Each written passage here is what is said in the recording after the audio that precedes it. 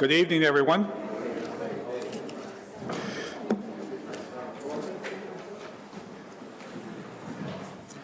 You had a choice tonight to come or not to come, and then when you came to the Charlottetown Tell, you got another choice.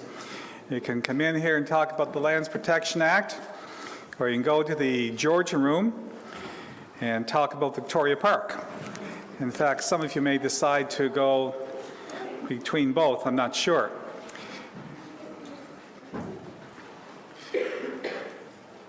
Perhaps I'll just explain a little bit how probably I think the evening will go. My name is Horace Carver, and I've been appointed by Executive Council to act as a commission dealing with certain areas pertaining to the Lands Protection Act. We have several maps here. I'll talk about them in a few moments. There are several groups that have indicated that they wish to make some formal presentations this evening, and we're going to, after I make my comments, going to listen to their comments. The first one will be the Lucy Maud Montgomery Trust, and the other is a group called Gaia. And then it's my understanding that there is another group for sure that's going to be coming. We have had various meetings across the province.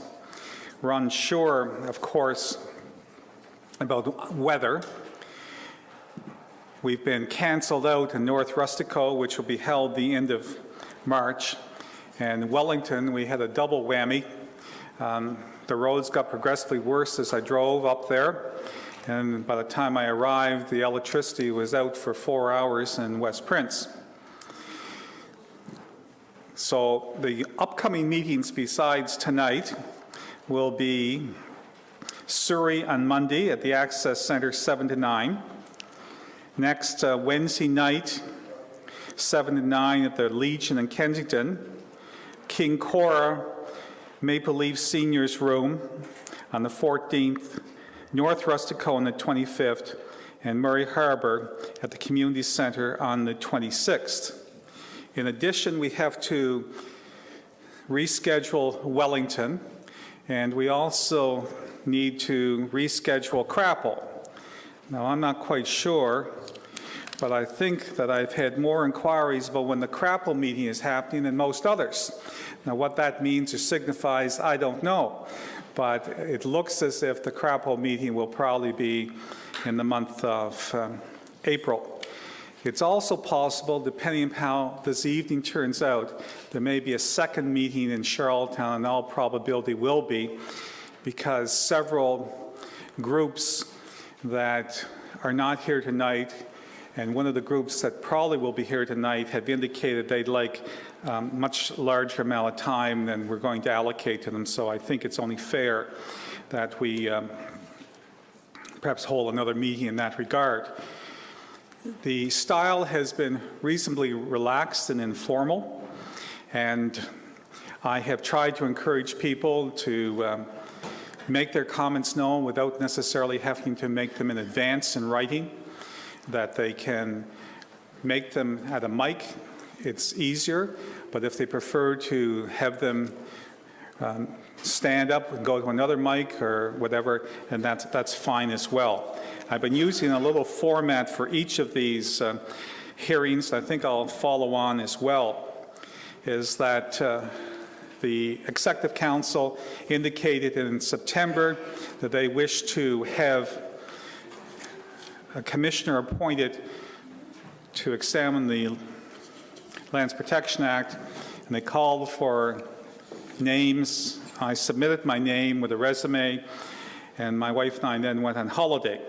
When we came back from holiday, I found out that I had been appointed. The purpose of the commission is to examine and conduct research and consultations and make recommendations to the Lands Protection Act. If you haven't received a little packet, then just raise your hand and we'll give you one. They're on some chairs, and what is included there is a copy of the terms of reference plus some other relevant pieces of paper. In particular, I have been directed to examine, inquire into, and report regarding the adequacy of existing aggregate landholding limits given changes in agriculture, provincial land use, and ownership trends in rural communities. 2, options from reducing red tape and regulatory requirements while ensuring that the Act can be effectively administered and enforced. 3, the legislative concerns that have arisen involving such issues as landholding limits as they apply to utilities, application thresholds as they apply to multiple owners, and the information and deeming requirements for nonprofit corporations. 4, any other matter the Commissioner deems appropriate to review and bring to the attention of Executive Council. It has been 30 years since we first enacted the Lands Protection Act in May of 1982. However, it is now 150 plus years since land laws have had some significance in this province. And we all know the history of British absentee landlordism in this particular province. At one point in time, in the 50s plus, if you were an alien of Canada, you could only own up to 200 acres of land in Prince Edward Island unless you had approval from Executive Council. Later on, that was reduced to 10 acres. And then in the early 70s, got into the whole matter of not aliens, but non-residents of Prince Edward Island and corporations.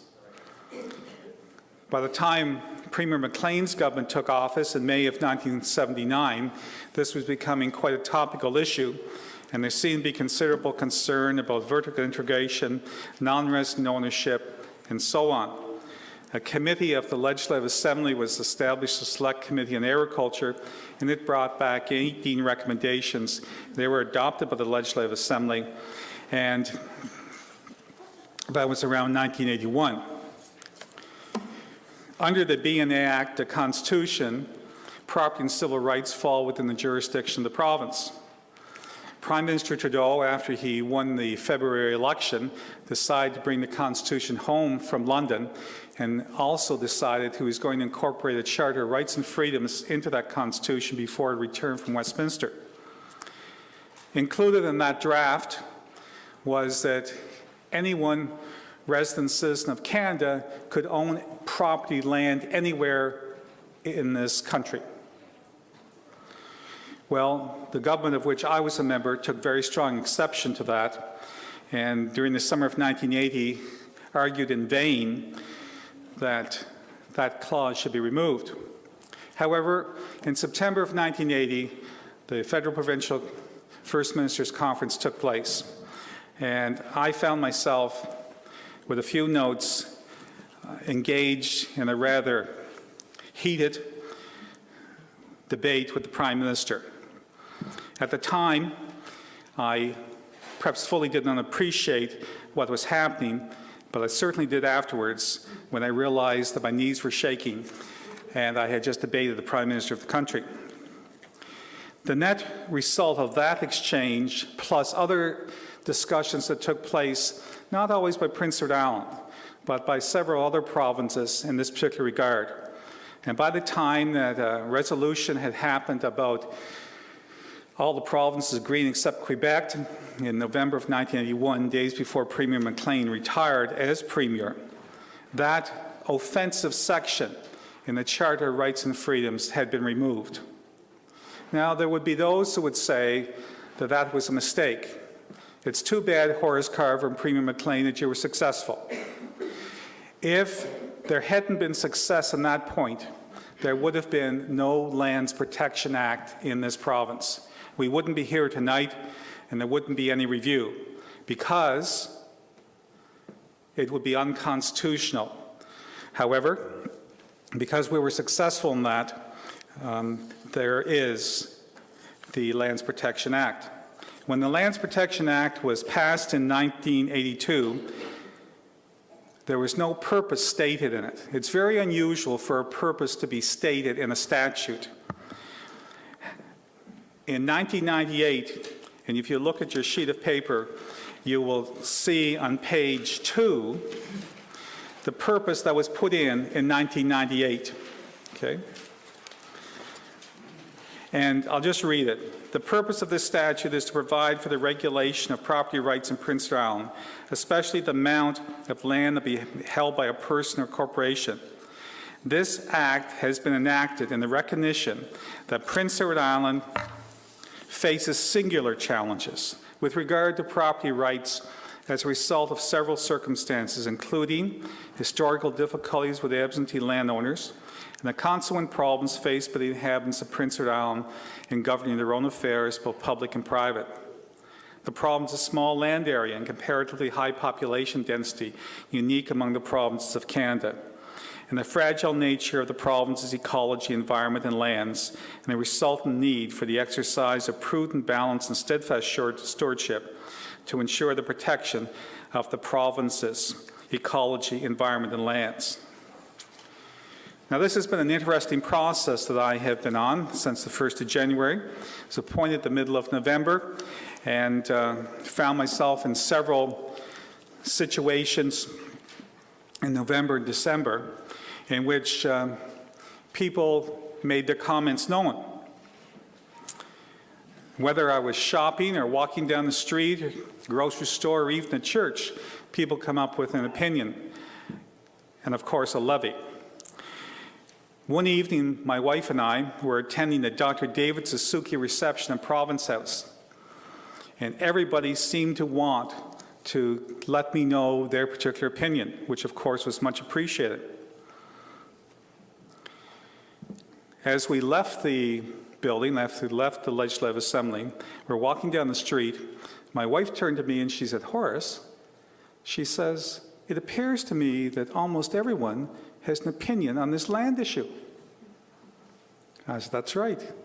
And she said, "It also appears as if not many agree with each other."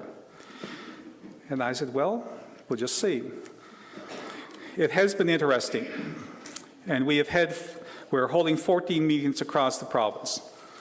And one of the things that I have really tried to do here is to provide the opportunity for individuals to make their comments known. If you look carefully at the long sheet in the front, you will see that I have been given all the powers and authorities near the bottom under the Public Inquiries Act.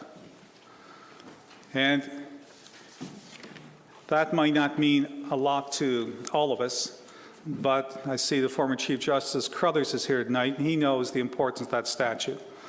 Lots of power to subpoena persons and documents, and formal hearings and so forth.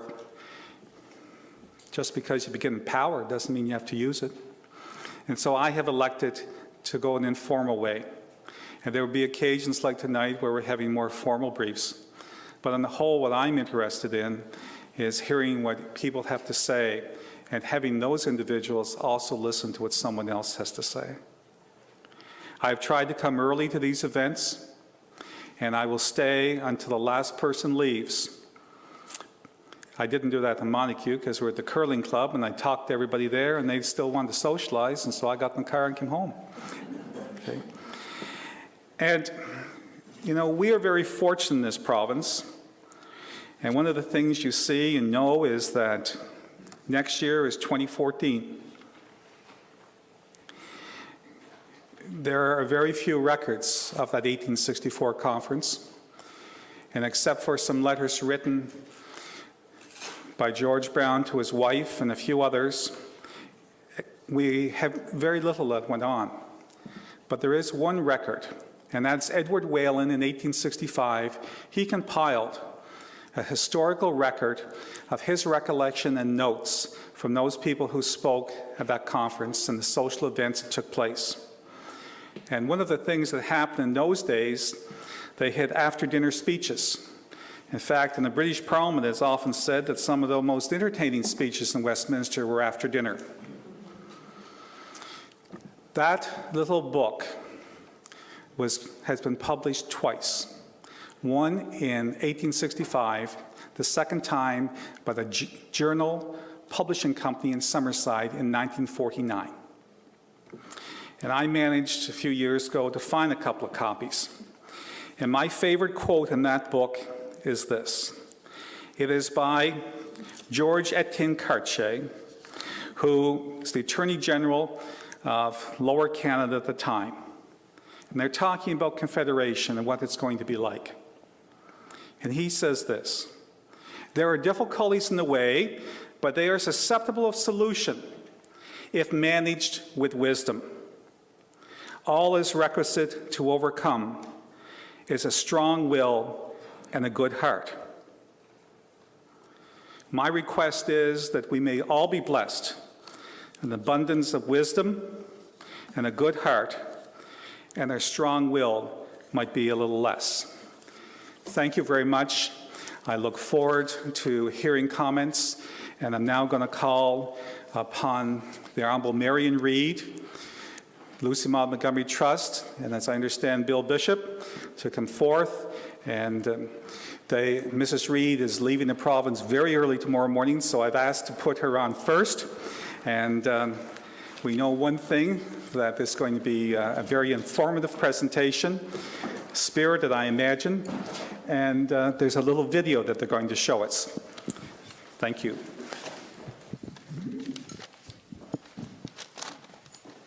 Thank you very much, Commissioner. My name is Martha Ellis, and I'm very pleased to introduce the members of the board, or with some of the board members of the Ellen Montgomery Land Trust that are with us this evening. Honorable Marion Reid, the Honorable Chair, Mr. Bill Bishop, the President, and Mr. George Campbell, the Treasurer. We'll show you a short video of this beautiful piece of property on the North Shore. Following the short presentation, Marion Reid will have a presentation. Thank you.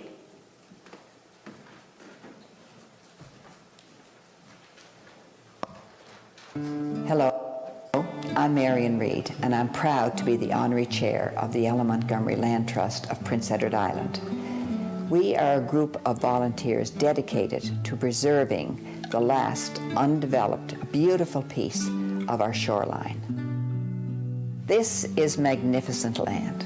It is the best of PEI with its beautiful green fields running to the shore, ending in red sandstone cliffs towering over the sea below. We call it the Ellen Montgomery Seashore. This land is the definition of Prince Edward Island. The Ellen Montgomery Seashore is located in the French River Park Corner area. One of the world's greatest authors, Lucy Maud Montgomery, frequently walked these very fields and the shoreline below.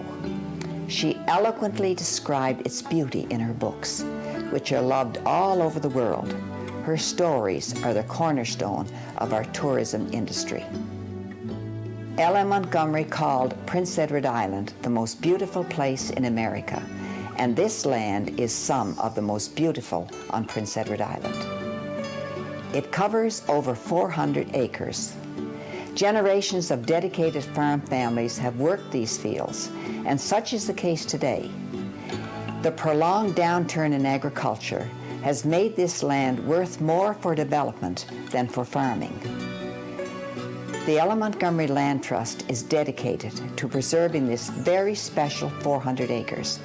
We are fortunate that it still exists much the way it was when Montgomery herself walked here, and that the people who own the land have kept it in agricultural use. There is a timely opportunity now to secure the land in such a way as to make agriculture the only possible use permanently. The Ellen Montgomery Land Trust is well on its way to its preservation goal. I invite you to join in our mission to help now to perpetuate the literary legacy and the crown jewel of Prince Edward Island shoreline, the Ellen Montgomery Seashore. The cost to preserve this special piece of Prince Edward Island will be several $1 million. Urgent action is required. This is land that must be saved and preserved for future generations so our grandchildren can come here and see what inspired Ellen Montgomery and others to call PEI a most beautiful place.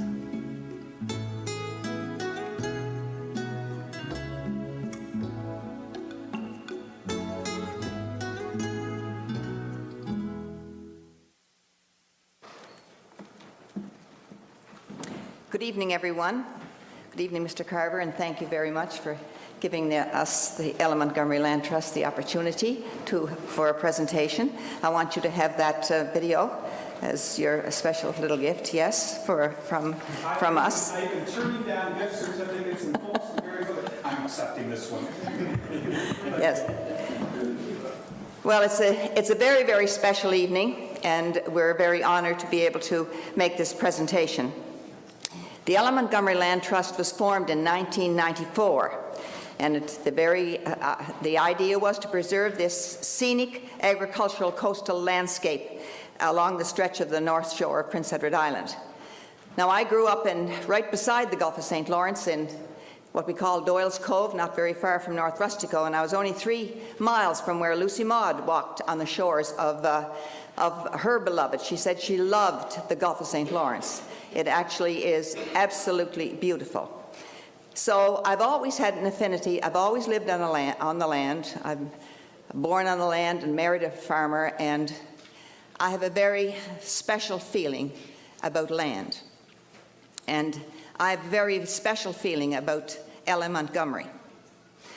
Now, the board of directors, we just have 2 here with us this evening, but the other board of directors, they're made up of farmers, tourist operators, business owners, and other concerned citizens. And together they all share the same common goal of preserving this iconic piece of heritage landscape in the French River Park Corner area, which encompasses about 400 acres that runs right down to the shore. And as Lucy Ma said, when she used to go up to Park Corner to visit her cousins there, and Silverbush, that's George still has, Aunt Annie, and the Campbells, she said it was such a pretty drive to drive along there. And you know, it's exactly that way today. It's amazing that all those years it has stayed the same. It's been farmed, and it's just beautiful. And of course, it is the farming population that keeps this beautiful pastoral, they call it serenity, but it's as we know, it's due to our wonderful farmers that the island is so beautiful. Just fly over it coming in the spring of the year after the crops are sown. It's just absolutely magnificent. So the goal of us, of course, is to preserve this here piece of land, and it will be known as the Ellen Montgomery Seashore. And we do have the permission from the heirs of the Ellen Montgomery to call it that. And when you think of Ellen Montgomery, 104 years ago, she wrote Anne of Green Gables. And you know, it's sold over 50 million copies.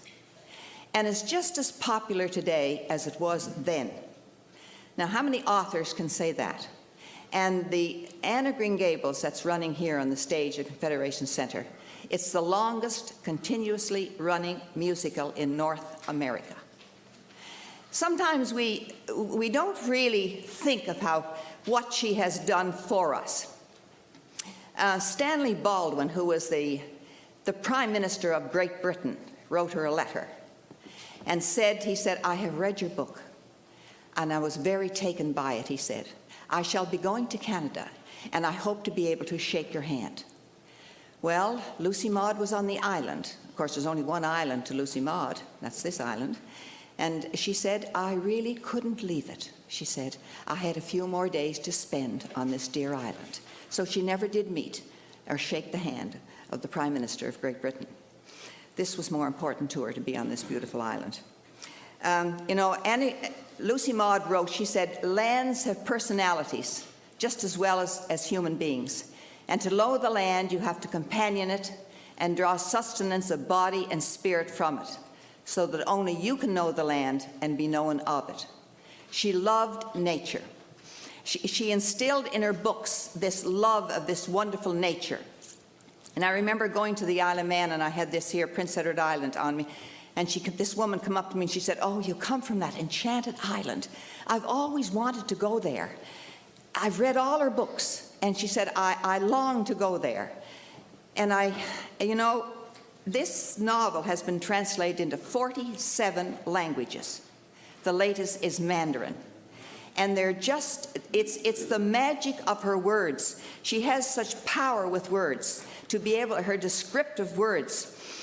You know, once I read about, she said, the white clovers tinged with pink are little ladies, but the sturdy, chubby ones are sturdy country lads. And every time I look at a clover now, I think of that. They're sturdy country lads, and the little pink lady standing up there.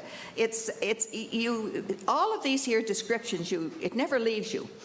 She said about the island has such vivid color. She said there's the red, the vivid red of the winding roads, the emerald green of the uplands and meadows, and the brilliant sapphire of the encircling sea. These are just like magical words. And this is why her writings are so terribly important, and it's been able to resonate with all her readers, because words are so powerful. And she was, and you know, she's made millions and millions of dollars for this island. People have come here because of Anne of Green Gables and because of this fictional little character that she created, but that's through her writings, and her writings are inherently good, and that's the main message. Now, she's probably the most Canada's most endearing icon as far as literary writing is concerned, because her writing is just as famous today as it was when she wrote the book years ago. So it's hard to believe. And the beauty, she's able to describe and be very descriptive about the beauty. She said that, you know, the woods have many, many voices, and they're always whispering among themselves. She loved nature. But she said the sea has only one, a mighty voice that drowned your voice with its majestic music. The woods are human, but the sea is of the company of the archangels. Just think about that. You know, it's pretty powerful, pretty powerful. And of course, I don't know, I just get carried away when I'm reading her prose or her poetry, because I think we owe it to Ella Montgomery that their scenic landscape will be forever there. So people can come and say in generations that we did that for her, and if we don't do that, it'll be gone. There's no question about it, it will be gone. So I would like to think that forever, as Lucy Maud was driving up to Silver Bush, she could look out, you can look out now and see it, she could look out then and see it, and hopefully in generations to come, we'll be able to say, well, we did that for you, and it'll be always there. You know, Angus MacLean used to say, it takes a very wise person to know what is merely costly and what is priceless. I want you to know that we have something very, very priceless. Oh, there's many other vistas. I'd never want to think that that's the only beautiful vista on this island. There's many vistas everywhere. But we think that for what Lucy Maud has done for this island, that we owe her that vista called the Ella Montgomery Seashore. We know that the land is our history. I know that my great-grandfather paid quit rents for 48 years. Because he couldn't get a title to the land. Eventually they did, and that's so many of your great-grandfathers did exactly the same thing. It was the tenant system then, as Mr. Carver has explained to us so well. So the land is very central to our history, and we love the land. Now, we have the existence of the Lands Protection Act, and I happen to be one of the members on that committee that was at that particular time. So I was very happy to act in that capacity because of my love for the land. Now, Ella Montgomery was influenced by the landscape of our province, and we feel that it should be preserved. We should learn from our history. Much of the old forests was utilized in shipbuilding. So much of it that we deeply treasure as old-growth forest is gone. My father would only stand his horses on hemlock planks. Well, we didn't have any hemlock growing in and we had a lot. We had 50 acres of woodland, but we had no hemlock. Very hard to get hemlock these days. A lot of it is gone. So, see, if we don't treasure these things, they disappear. And trees will regrow, but land will not. So, I'm grateful for this opportunity to have been able to share these thoughts with you. And I think this is wonderful. And Mr. Carver, I congratulate you for your position, and I know that you've had this very, very special interest in land forever, your background, and thank you very much on behalf of our committee.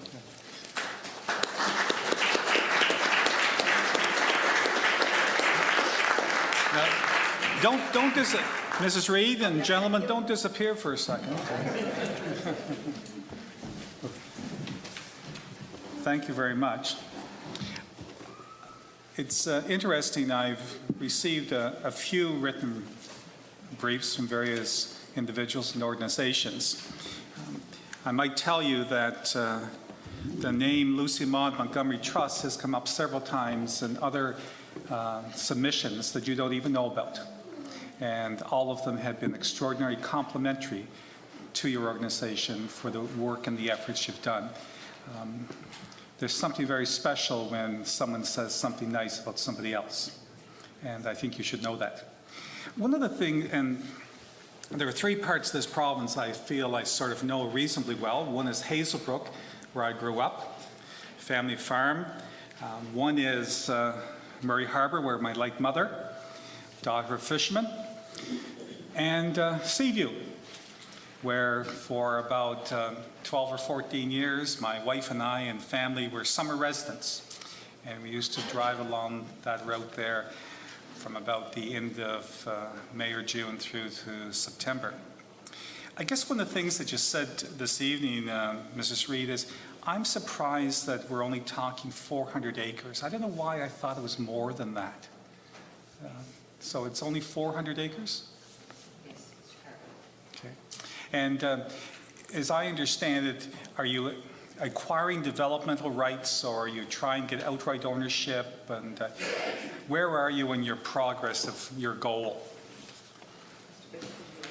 Sure. To go back to your comment previous about whether it's 400 acres or it was a bigger stretch. Originally, that was the case. Okay. We were looking at a much bigger area.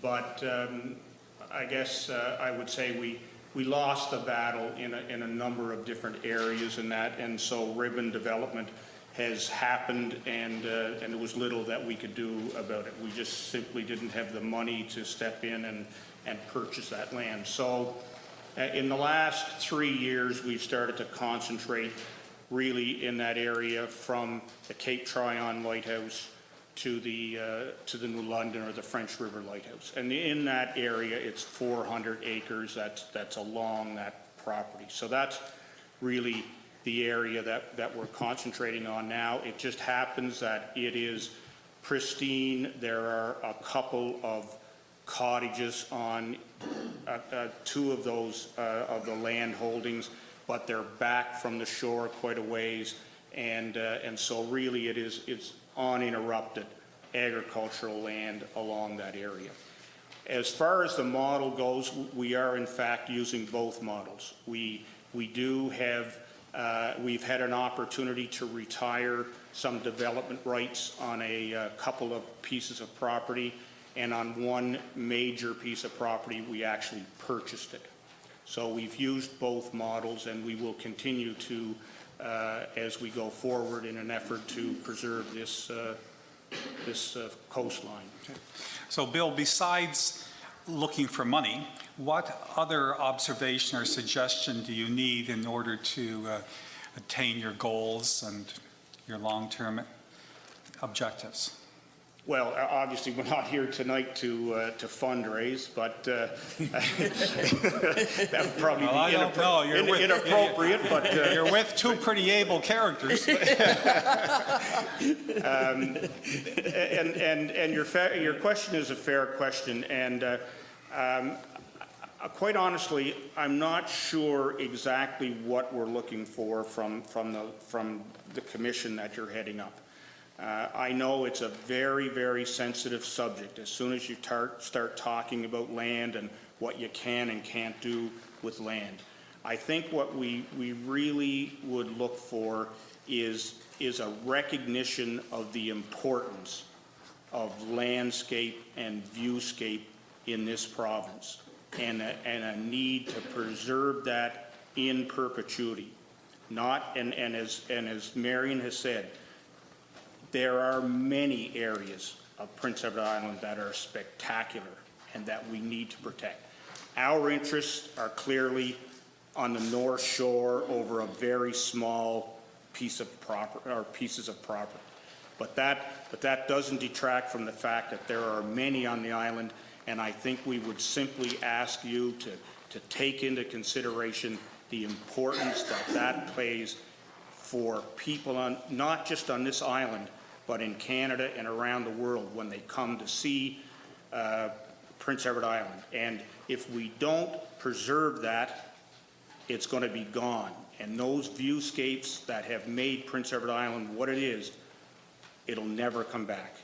So that's really what I would say. Sure.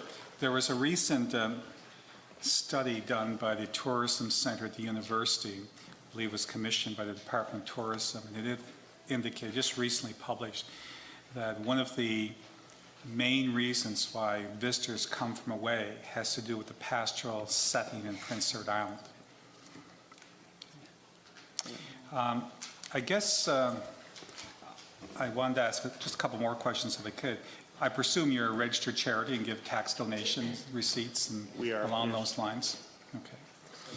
And I know that you're limited in your, perhaps even your statutory or incorporated reference to that particular area, but have you had many inquiries from other communities in Prince Edward Island that would like to know how you got underway and how you got off the ground? I'm sure there were trying days. I would say that we have not. Okay. Would we be prepared to help other groups out? The answer is yes. Okay. All right. Thank you. Okay, thank you very much. Thank you. Okay, thank you very much. And I know that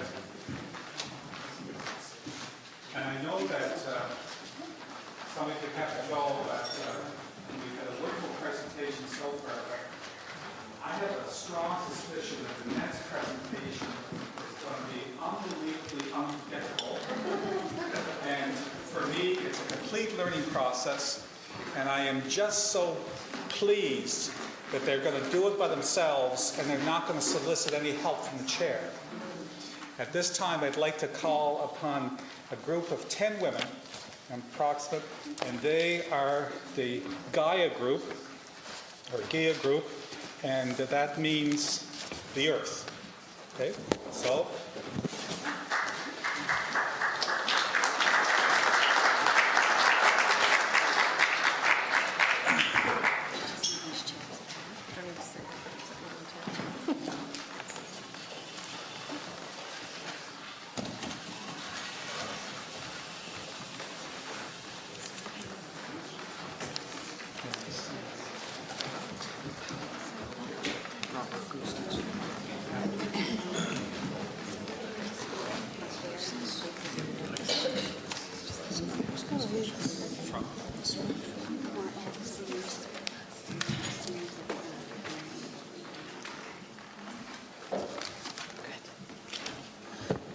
Good evening, everyone. Thank you for having us here today. We are the Women of Gaia, and we're women committed to protecting the earth and all species who call this home. We are women who sing together to express and support a deep connection with the land. We gather in solidarity with communities of women across Canada and the U.S., singing the music of Carolyn McDade and others to voice our love for this earth. Gaia, our common destiny.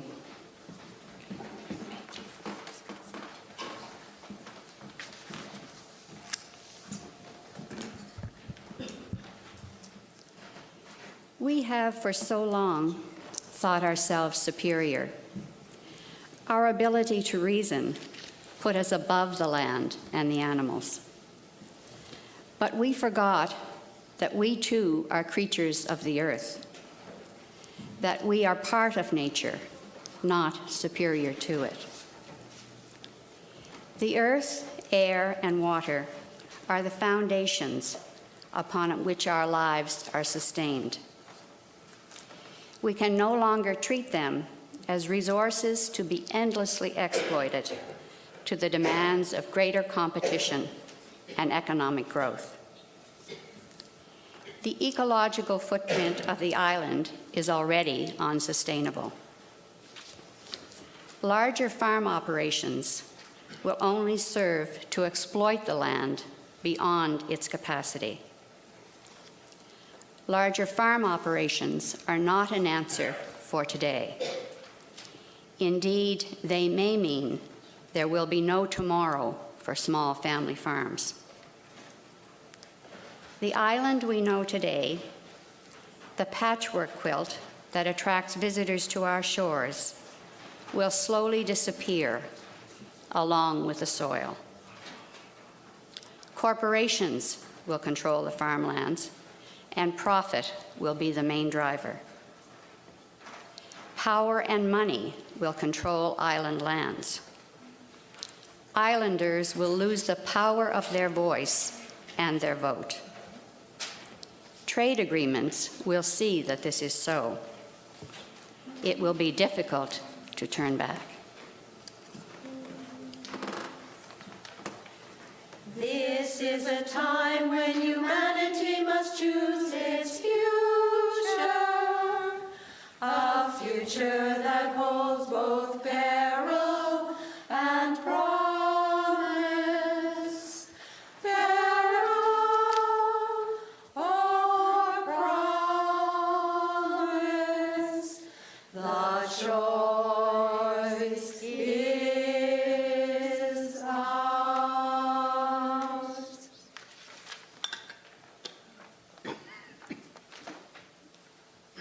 The words of the song are inspired by the Earth Charter, an international document conceived in 2000 to ensure the future sustainability of the globe.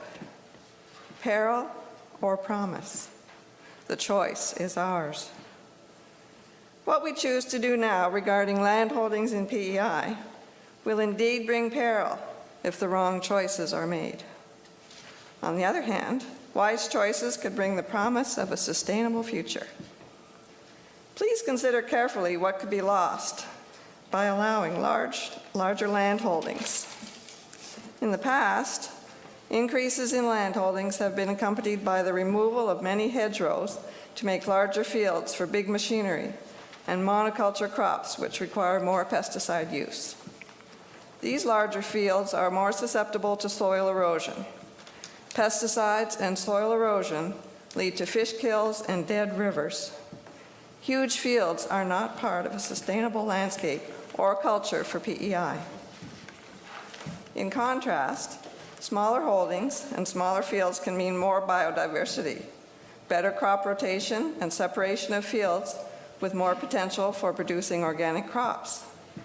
Small is beautiful is still a sensible motto for PEI as a choice to achieve a sustainable farming economy. Of course, the shift to small is beautiful will require many diverse programs and incentives by government, farmers, and consumers. However, there are many initiatives and individuals already making those wise choices, which we can look to for inspiration. One of these good choices, expanding quickly, is food service and culinary tourism. Restaurants sourcing local organic ingredients are enjoying a huge popularity with tourists and locals alike. The Culinary Institute and chefs such as Michael Smith have boosted PEI's reputation with their emphasis on local and organic foods and through festivals such as Fall Flavors.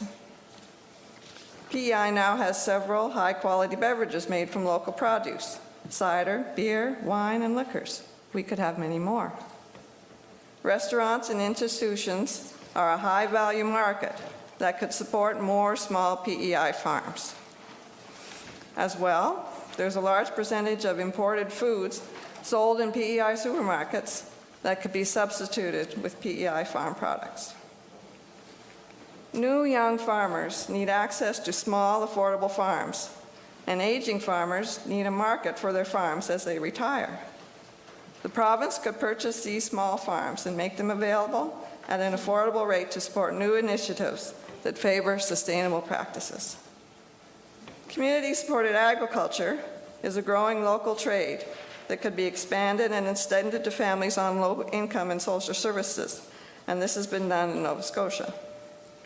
There is also potential for more farmers markets across PEI, and this would make increased outlets for local breads, baked goods, sausages, cheeses, mushrooms, and many more of this type of thing that are happening now. Alternative crops such as fruits, herbs, and flowers are increasing to increase farm income diversity. At the same time as supporting farms and farmers, we must have policies in place to preserve more of our natural areas, woodlands and wetlands. Besides being a scenic beauty, these are critical for protecting our sources of clean, healthy water. They are an important part of what makes PEI a special place to live. Costly development is not always the answer. Community efforts led to the addition of Greenwich Peninsula to the National Park System. This area had been destined as a site for a golf course and a high-end condo development. Value must be placed on preservation of environmental treasures in their natural state. There is much to be said for concentrating less on what we have and more on who we are. Small is beautiful. Changing mind and heart and ways of living, to focus not on having, but being, having or being. The choice is ours. We must have a vision to see beyond today's profit to tomorrow's need. Our small island home, we can choose to do things differently. We can choose to carefully nurture the soil. We can choose biodiversity. We can choose to support organic farmers. We can choose sustainable farm practices, and we can choose to monitor these practices effectively and efficiently. We can choose to pay farmers a reasonable return on their investment, and we can choose to buy local. We can choose to have secure access to good food. We can choose to keep our land. The choice is ours. Peril or promise, the future holds peril and great promise. The choice is ours.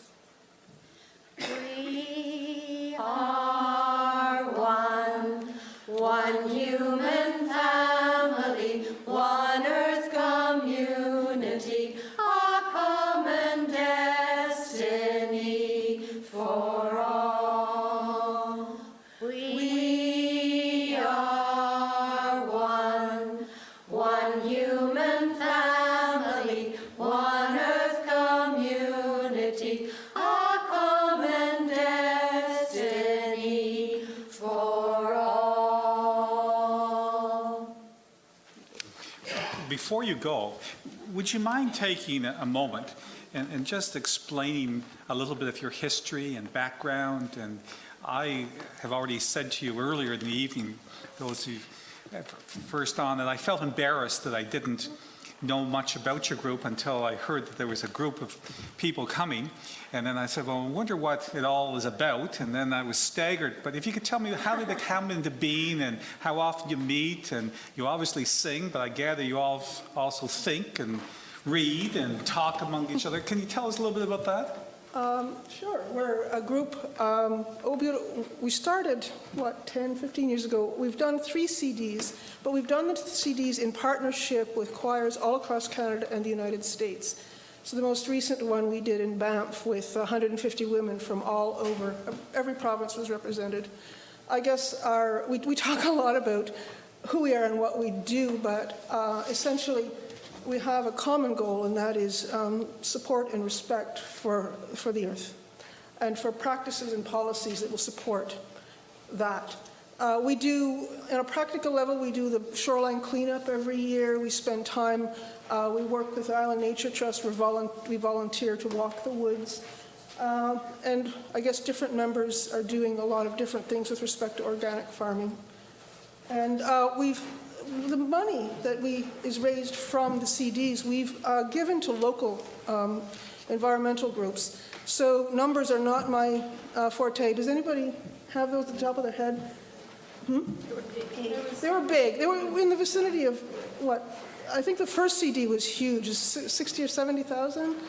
And then the second one of about 50. And Island Nature Trust has benefited from the work we do, as has the Orwell Forest Project.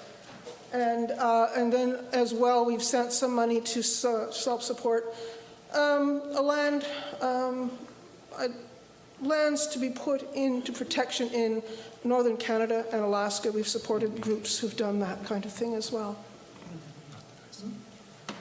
Yeah, and we do, I should say also that the songs we sing are all written, almost all written by Carolyn McDade, who is easily, she's a very wonderful woman, and she's been working for many, many, many years across the US and Canada, writing songs, singing songs, leading groups, and she would certainly be the unifying factor in what we do. Well, it's just absolutely delightful and very pleasant and enjoyable. Are there any media here tonight? I guess they're all next door. Well, that's the first.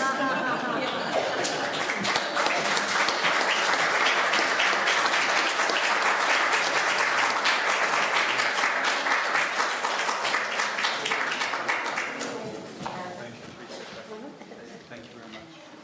Thank you. Thank you. Do you have a copy of that? I wanted to ask you for that. There you go. Thank you. Thank you very much. What's your name? Bella.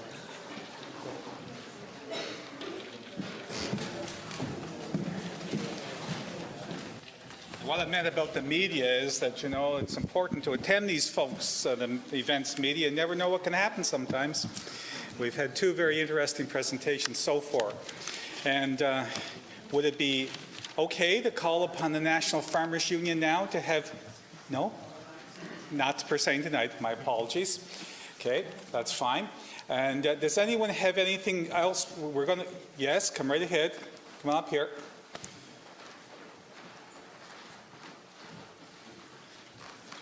Just grab some chairs there.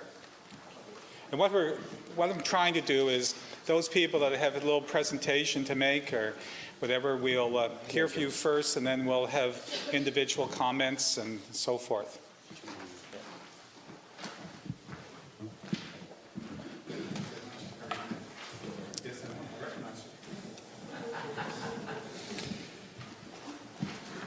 My name is Phil Callahan, and I'm a priest of the Diocese of Charlottetown. You used to be in Fort Augustus, though. I did, yes, I still am. But I'm presently pastor, but I'm here this evening as a member of the Latin American Mission Program of the Diocese of Charlottetown, and joining me is Joe Byrne, who is also a member of the Latin American Mission Program. And there are several members of the Latin American Mission Program here this evening. So we thank you, Mr. Carver, for this opportunity to make our views known in relation to the Land Protection Act. The Latin American Mission Program of the Diocese of Charlottetown wishes to restate its position before the Commission of Inquiry to review the PEI Lands Protection Act. We did so in 1981 to the Select Standing Committee on Agriculture before the above-mentioned act was promulgated.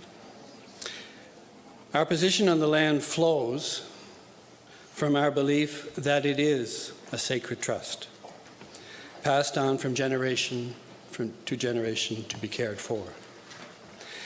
This is another way of speaking to the belief of the first people of this island, the Mi'kmaq, who see land, air, and water as the source of life.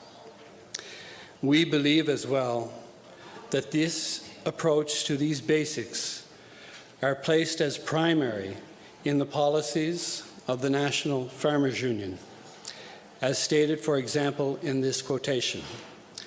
The land is a resource which we borrow from our children rather than a commodity to be bought and sold for profit in the marketplace. Excuse me. LAMP's position, therefore, flows from an understanding that the environment, consisting in part of the elements of land, water, and air, is the foundation of every economy and must be seen in that light in order that the economy be developed in a sustainable and beneficial manner. We live in concert with these basics of life and cannot continue to survive unless this is understood by all. As a missionary group of people, we have witnessed in our work in the Dominican Republic with its people and land that the accumulation or control of lands in the hands of a few multinational corporations and individuals has resulted in the abuse of the land and its wealth. Meanwhile, agriculture is exploited to maximize profits for corporations and shareholders, which leave the land and majority of the people further impoverished. This widening gap between the rich and the poor of the world is a direct result of the ownership and control of land in the hands of fewer and fewer people, with the support and/or silence of governments. We are recommending the following to be presented to the government of PEI as part of your report. 1. It is strongly recommended that there be no change at this time to the Lands Protection Act. 2.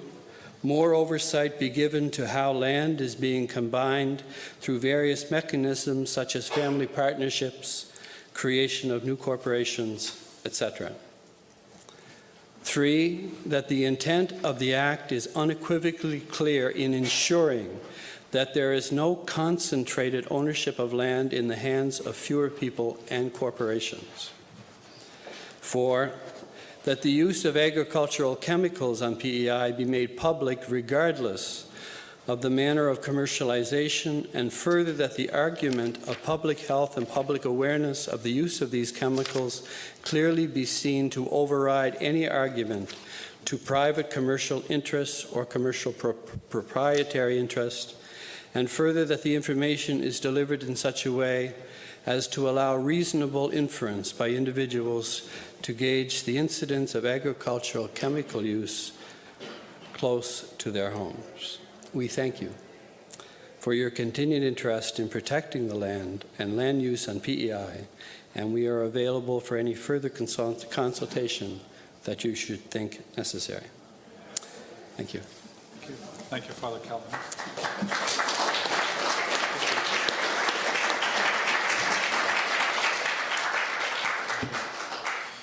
Now, you've had the benefit of listening to Lucy Maud Trust and this delightful combination of voice and word. Can you tell us a little bit more about your group and organization? LAMP was founded. It's Catholic. It's part of the Roman Catholic Diocese of Charlottetown. It's founded at post-Vatican II in a growing awareness of the interrelated parts of the world and how that gets expressed in faith. We started with a relationship in Dominican Republic back in the late 1960s, and it continues to this day. That's been our prime motivator, and looking at questions of faith and social justice and equality.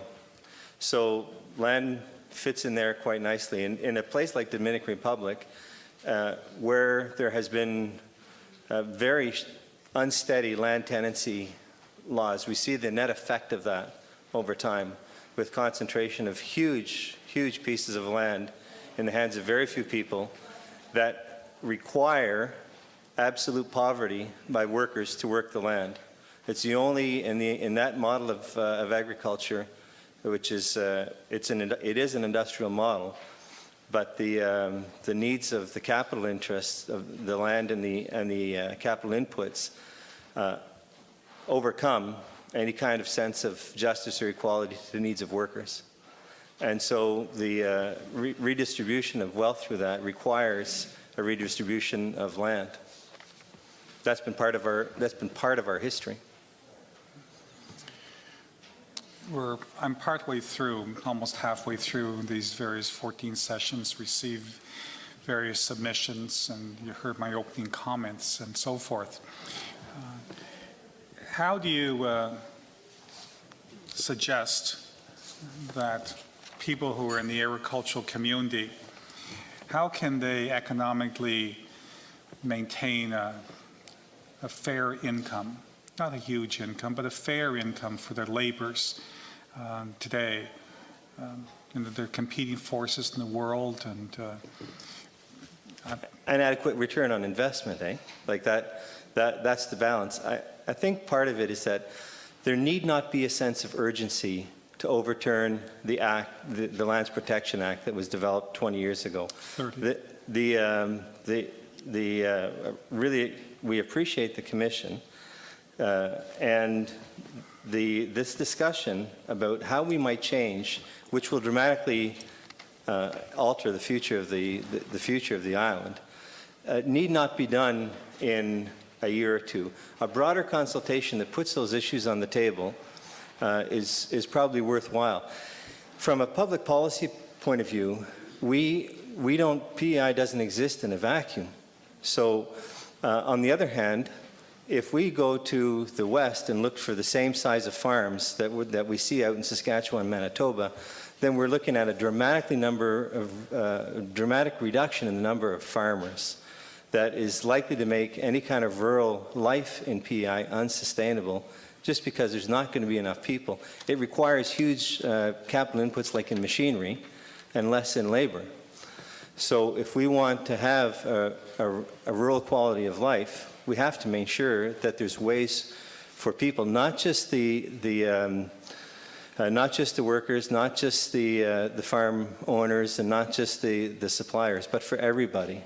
And the concentration of land in the hands of fewer and fewer people, the model, we've seen it in other jurisdictions, it doesn't tend to create the kind of wealth that sustains community in rural societies. So does there have to be, I think part of the issue is that we're in our jurisdiction, which is comparable in size, it's not comparable in size to so many others. And we're trying to follow predominantly one role of industrial agriculture. And we need to find a way to diversify that. There will be room for some relatively larger land holdings in that, but the concentration of land, it's hard to reverse unless we end up with a government that has to invest huge amounts of money in it, like we saw in the 19th century, to purchase it back. And the other trajectory of this is that the larger that those farms get, the more money you need to manage them, but also to acquire them. So to generate that kind of wealth in a family that can pass it down from one generation to another becomes increasingly unlikely. And those kinds of conversations, I think, need to happen over a longer period of time. I should have said this earlier on. People shouldn't interpret my questions as indicating anything other than a question, because so forth. But the Lands Protection Act in 1982, it was the first piece of legislation that put a limit on the amount of land holdings that residents of this province could have. 1,000 acres if you're a resident, and if you had 3 equal shareholders, 3,000 in a corporation. Okay? Now, there have been various amendments made to this over time. The most recent amendment was made several years ago when the government passed a regulation that said for environmentally sensitive lands, you could have exempted, if you applied for it and obtained the exemption, up to 40% of your 1,000 acres could be exempted. And for 3,000 acres, it was also 40%. So there was an expansion of the land limits in that regard. The interesting thing is that very few people ever applied for it. Okay? And I'm hearing a whole bunch of reasons why. Most of them are that they don't want to have bureaucrats and civil servants come on their land to determine various things and so forth.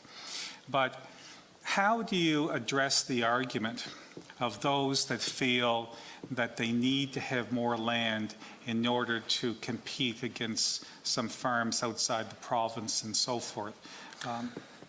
I think part of it is it's not just looking for the answer to the question, but also looking at what the question is. So if we look at ourselves and say, are we to live primarily in an economy? Are we called to primarily live in a society? If we're going to look solely at economic indicators, then clearly you could make the case that maybe we only need 10 farmers and we need 25,000 acre farms or something like that. You could make that case just to compete. That would shift quite dramatically what Mrs. Reid was talking about in terms of island society. So I think the economic indicators that we see coming from the agriculture sector are clear. Can you make a profit if you only get to control 3,000 acres? And the answer may be no. I don't actually have the access to those figures, but if the answer is no, then how does that get adjusted without allowing just for the concentration of even bigger? And how many of those big farms could we get? And I think that's where the point around not having a sense of urgency on this, because I don't think that debate has been fully held. The wisdom of the committee 30 years ago has been held by virtue of time to be more or less within a healthy and acceptable limits for our economy and for our society. So the shift into expansion of the landholding limits to allow for sensitive areas was not something that happened immediately. It's something that we have to live with. I don't think we've lived with the potential consequences of expansion of those land limits in any significant way. So this is a very important moment in these discussions in the Commission. It's generated, the interest that it's generated and the awareness is critical to the conversation. Joe, in the past 30 years, there have been a fair number of amendments made, and over time, there's been more paperwork and bureaucracy that the farmers have to deal with and so forth and so on. But there have been several times when there's been some pretty good basic examination of whether the limit should be changed or not. That there's always some rumblings out there, both that some want them changed and others are afraid that they are going to change. In the early 90s, there was an extensive report done by the Legislative Committee, and it recommended no changes to that particular time. Right. So would your organization support the amendment by the regulations several years ago about exemption up to 40% of environmentally sensitive lands? Yeah, because on the environmental question, now I can't speak because we didn't have that discussion in the group, but yep. But the sense that we have in the discussions that we have had on this question is that the way that it's working right now is it's not working ideally for everybody. So the discussion is, it's okay to have a discussion. We shouldn't fear the change. But understanding that increasing those land holdings, it doesn't get smaller. Like there has been no, as far as I can tell, no significant push to reduce the land holdings from the current to bring them down to 500, for example. We don't see the reverse happening as the same way as the push to make it larger, because that push to make it larger tends to be part of the equation. So we've the exemption on sensitive land was a good adjustment, because it doesn't make sense for us to ask our farmers to live in poverty either. But at what point does growth become itself unsustainable? Okay. Well, it's interesting that you mentioned the 500 acre, because I've been asking this question at several meetings and doesn't get a lot of chit chat, so I don't know whether that means I'm asking it the wrong way or whatever. But I own no land, and I own no shares in a company that owns land. My wife owns a half an acre in Charlottetown, and that's where her home is. I personally have a deep interest in the soil and the history of this province. My ancestors go back to 1783, where they're involved in a minor military skirmish south of the border, lost, and came north. And my great-great-grandfather was a tenant farmer for the great majority of his life, and shortly before he died at 90, he got a deed. Now, I understand the discussion on agricultural lands, whether it should be more or should be the same. There's strong opinions on that, and we'll leave that alone. But I guess I raise this question, just thinking out loud. Why does Horace Carver, a lawyer in Charlottetown, need to have the right, the ability to own 1,000 acres of Prince Edward Island lands that would not be involved in agriculture? Like, why do I need the right to have 1,000 acres of land? Why does this man, Patrick Carroll, is my assistant, I forgot to mention, my scribe, why does he need to have the right to have 1,000 acres of land? You know, just we have this discussion with in our family, because Red Ian MacDonald landed up on the north side back in shortly after your ancestors came north. He came westward, and when I go to Cable Head, there's a personal, deep felt history with the land because of the ancestral ties.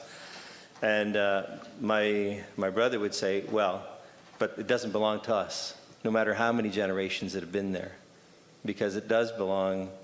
It does belong to the exact the sense that the Gaia group was singing about, that we don't actually own it. We only use it for some time.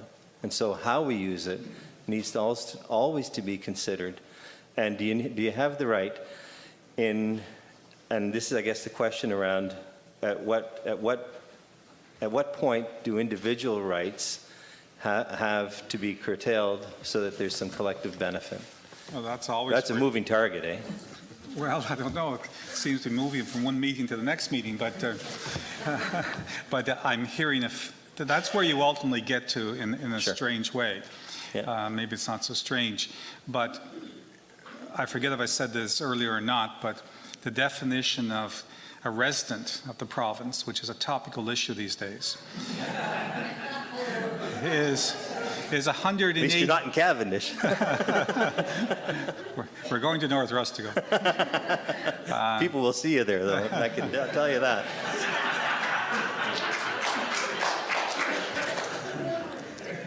I'm not replying to that, Joe. Sorry, just letting it dangle, just saying. 183 days, but not consecutive. It's not mentioned consecutive in the statute. But you know, in many ways, I'm amazed how this act has weathered 30 years, and I'm only aware of one major court case on the issue, and that was in the late 80s, dealing with leasing in and leasing out. But there is a point of view, and sometimes I think that those that hold this point of view perhaps haven't fully gone further in their thoughts. And the point of view is this: just leave the act the way it is, don't do anything with it, and life will be not too bad. Now, I listened carefully what Father said, Callahan, and he says no major changes, I think, at this time, or no changes at this time. But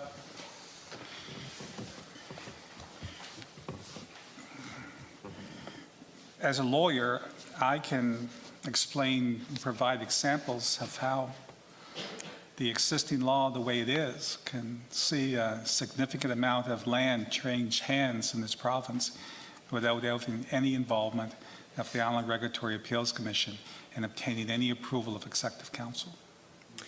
Yeah, that came up in our discussions, and I guess there's 2 points that I'd like to make that are not directly in response to that. But I think in 1982, perhaps given what you were saying about debating the Prime Minister, you might have built it better than you even knew at the time.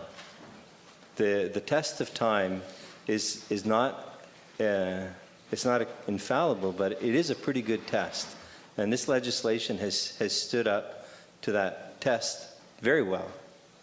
And there's no reason to think that it couldn't stand up for a few more years while, and this is the second point, there is a collective wisdom that exists among people. And that's part of how, it's part of how we've worked in Dominican Republic and in PEI. And it's a theological principle that talks about from our perspective as Christians and Catholics, is the presence of God that percolates among us all, that brings out this collective wisdom. And when we see great conflict, or conflict, maybe it's not great conflict, but conflict emerging within our own societies, that wisdom hasn't had a chance to percolate enough. So I can't answer all the economic questions about an industrial model of agriculture that has brought us to a point where we can apply farm chemicals with no regulation, or not with no regulation, with no common awareness of how they're being applied. I can't tell you what those inputs are, or the effect, but we can measure the law of unintended consequences through the fish kills, through the anoxic rivers, through the siltation that happens. And I think those elements still need a bit of time. So it may be that the recommendations that from your commission to the province are that these are the issues that need further exploration and debate, and to outline a process where that conversation can continue so that collective wisdom does begin to solidify around what is the proper balance. Well, I think we'll perhaps leave it there. Okay. And thank you very much, both of you, for coming. Appreciate that. And if we could have a copy of your comments either tonight or later, that would be much appreciated. Okay. Well, thank you very much. Okay.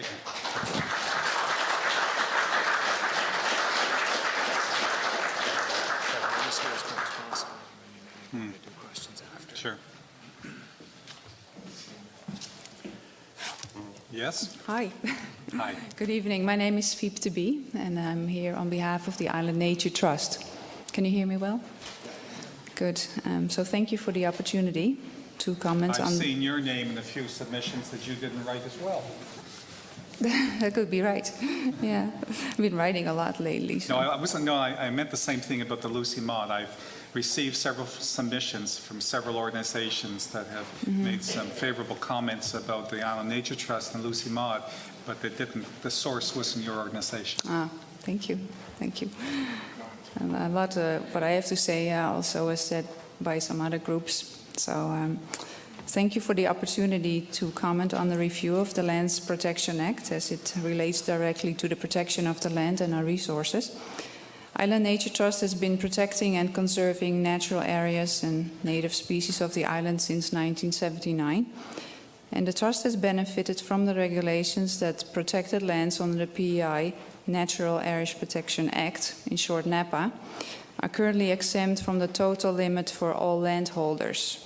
So we can now continue to hold over 3,000 acres of land, and most of this land is protected under NAPA.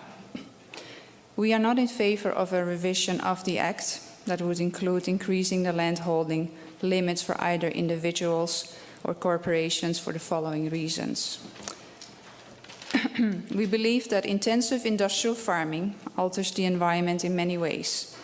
Large open fields are created to make the process of farming more efficient, but it does compromise natural areas. For example, as was mentioned before, hedgerows and wildlife corridors disappear and wetlands are filled in. This is causing the loss of valuable habitats in an already heavily fragmented landscape, resulting in a decline of biodiversity in animal and plant life on farmland. Secondly, large-scale industrial farming is dependent on high chemical input of nitrogen-based fertilizer and pesticides. This dependency creates a highly vulnerable ecosystem, and with longer slopes, these fields are more susceptible to erosion, with a higher risk of runoff, resulting in possible fish kills in rivers and streams nearby. Land use is not controlled in PEI, with the exception of a few municipalities. This must be corrected before we lose what little wild spaces we have remaining. A land use policy would also help to serve the purpose of bringing PEI closer to the goal of protecting 7% of the provincial land base, and right now we're nearly at 4%. These essential areas provide us with the landscape that tourists come to see, the provision of our clean drinking water, our wildlife, recreational areas, and more. In terms of red tape, which was mentioned as well in some of the publications, Island Nature Trust, as all other corporations, applies to IRAC for every parcel we plan to acquire. And we also submit proof of the NAPA designation in all protected parcels. We also annually declare our total land holdings. We do not see this just as red tape. Until land use planning on a provincial level is in place, we cannot drop or make this tracking mechanism optional. We work through this red tape in the knowledge that this is a form of limited land protection and one of the few methods to follow land use. Island Nature Trust recommends that the current restrictions under the Land Protection Act remain in place for land ownership limits, and making environmental sustainability a core value and operating principle for all industry, landowners, and agriculture in PEI. Increasing the landholding limit would not support this principle, particularly in the absence of a provincial land use plan or planning. Thank you. Thank you.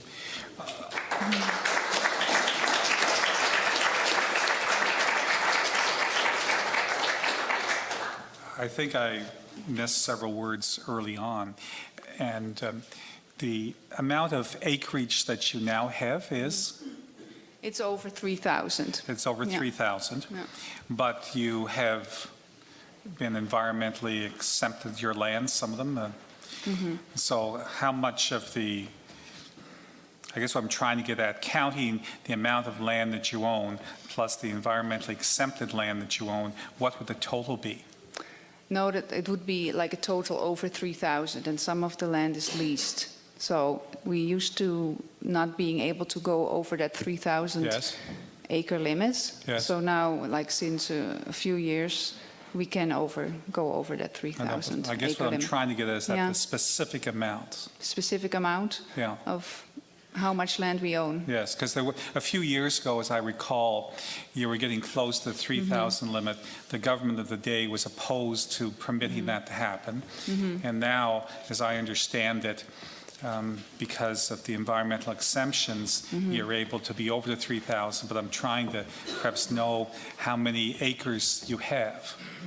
It's not, well, we're just over 3,000. Just slightly over? Yeah, not slightly, it's probably 100 or 200 or Okay, so. so- Yeah, and we're still working on some that are just being designated, some parcels under Sure. NEPA. So counting your exemptions plus the land that is not exempted, you have about 3,200 acres or something like that, would you? Yeah, Yeah. roughly. And do you lease any of your lands out? No, we don't. We have some land that we lease, and I'm not sure exactly right now how much. That you it is, lease but- in?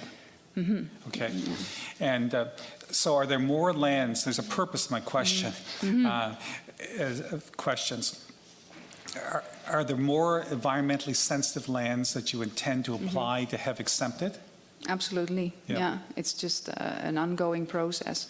But you're going to be reach a maximum of 1,200 that you can have environmentally sensitive lands. So when it's all said and done, you're going to have a combination of ownership and leasing in of 3,000 plus a maximum of 1,200, so you'd be 4,200. Right. My question is this. When you reach that goal, then what does the Island Nature Trust find itself necessary to do? Like your goal surely isn't just to have X amount of acres and have it protected. What happens? What happens? In terms of, yeah, we like to protect as much as possible in perpetuity. No, I So, appreciate yeah, that. yeah.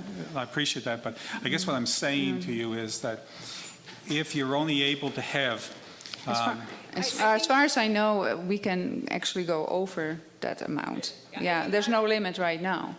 There used to be, but so we. The exemption for Island Nature Trust, my understanding is a little bit different. okay, It's not the same exemption. that- so you've been given Yeah. a different Yeah, exemption. that was the. And it's not just Island Nature yeah. Trust, it's any lands protected under the Natural Areas Protection Act are now exempt Mm-hmm. from Okay, that 3,000 so it's, you're not falling into the category of the other No, situation. we're different. Yeah, we used to be in that kind of. You used to Sorry, be I all the same. misunderstood that. Yes. Yeah, I okay, misunderstood that's what I was first, yeah. trying to get at. Yes, no, there's no limit anymore. There used to be, and we were, of course, Right. we were going against that 3,000, but then there was an exception Okay. made for us. It's all private funding, isn't it? Like, do you get government assistance? Or not? Private funding, fundraising, Yes. fundraising, donations. Okay. And you're charity, so you can get more lands, give receipts and things like that. Have you given any thought what you'd like government to be able to do, is capable of doing in regards donations or tax laws? Or have you given any thought to how that would assist? We have, well, there's an eco-gift program. Yes. So, and we encourage programs that government is currently sort of encouraging farmers to do, like ALUS, A-L-U-S. yes. Yeah. Yeah. But we're not working together with them, but definitely promoting such a program. Right. Yeah. Okay. Anything else you'd like to say or add to? No, I just. Sorry, I just wanted to clarify that point. Yeah. No, and I appreciate that very much. Yeah, Shannon is working at the Island Nature Trust in the office, so. Okay. But we think it's essential that, as I pointed out here, that we work towards a land use plan, like a proactive, overall provincial land use plan. There are a couple of words, my terms of reference refer to land use, but I think in many ways I'm going to defer to the other commission that's traveling the roads, the task force, and let them primarily deal with that. But you did say something that really pricked my interest, and that was about increasing sort of like, as I took it, the public lands, because we have a very low public land base in Prince Edward Island. And have you given any thought to how government could, leadership and working either alone or with you and other organizations, be able to increase the amount of publicly owned lands in the province? Well, the Island Nature Trust is always open to protect more land, for sure. We definitely would need some support, and I think cooperation with the government, but I think that's the way to go, actually, because we have 90% is privately owned. Yes. We have so less Crown land. We would help, aiming towards having more Crown land and being able to protect Crown land under NEPA. Sure. Yeah. Okay. Well, maybe you would be so kind as to make available your comments tonight. Patrick will receive them for me, or you can Yeah. send them to us. Would that be all Yeah, right? actually, tomorrow we're going to, Oh, yes. to send Okay. a more elaborate All right. submission to you. Okay. Thank you very much. Thank you.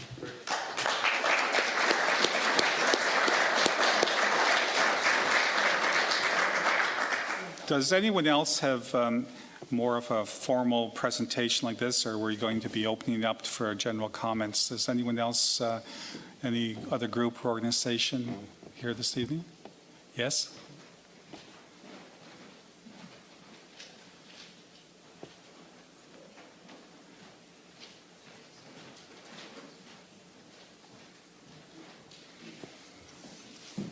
Good evening, ladies and evening. gentlemen. Thank you for your the time to make this little presentation. My name is Kathy Corrigan, and I'm here representing the Winter River Tracadie Bay Watershed Association, and I may have a few personal comments at the end.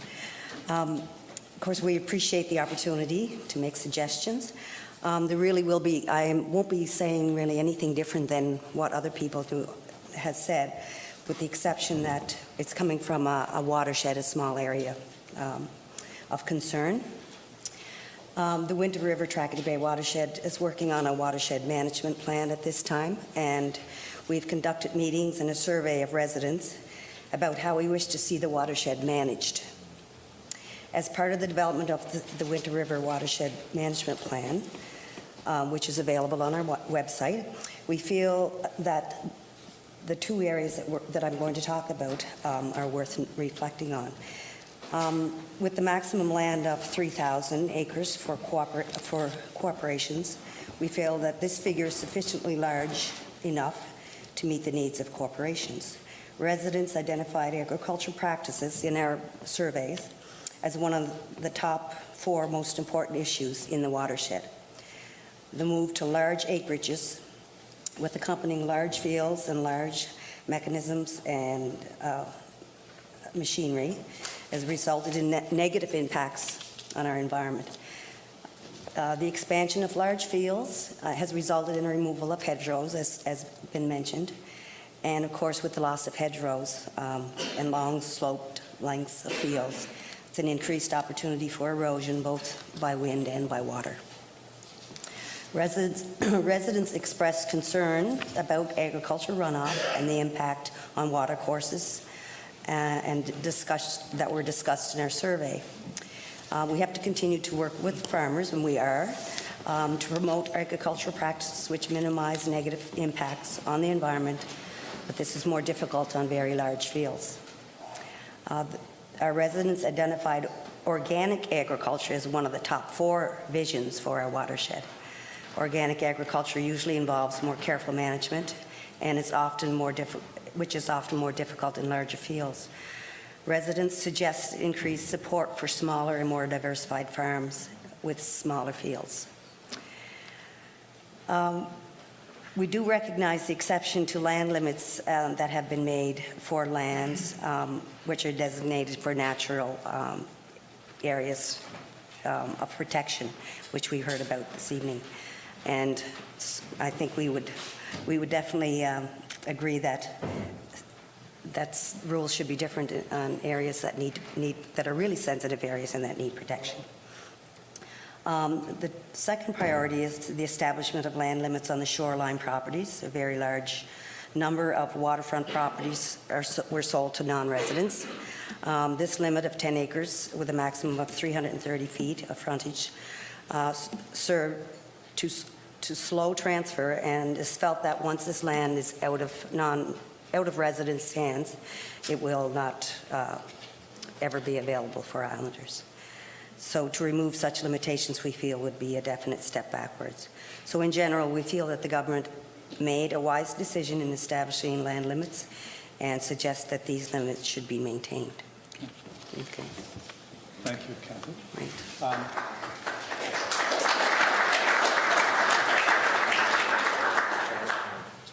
I think earlier I noticed the Councillor Rice, who's chair of the Water Commission for Charlottetown. I think he was here. I don't know if he's still here or not. You're presenting later. You're presenting later. Oh, there he is. I guess on a personal note, and just being involved with the watershed heavily for since '08 and a long time before that. And speaking of water, they always say that the quality of water that comes out of your tap is a direct result of the water that flows over land. So even though it's considered a watershed, it's really more about the land than the water in a respect that has to be healthy because it all drains down into our aquifers. So we would like to see the land managed as much as possible to protect our water. One of the interesting things you mentioned, Kathy, which hasn't come up very much and which has really surprised me, there hasn't been hardly any discussion whatsoever about non-residents coming to Prince Edward Island and acquiring waterfront property. There's been, I thought there'd be a considerable amount of discussion on that, but it really hasn't. You're one of the few people that's mentioned it. Okay, yeah. Well, we'd like to see as much land in the hands of islanders as we could, because then we have a little bit more control over it, I think, and we're here all year. Yeah. Well, you bring to the topic the same passion as your mother and your father and so forth, and it's nice to see Kathy Corrigan. Okay, thank you very much.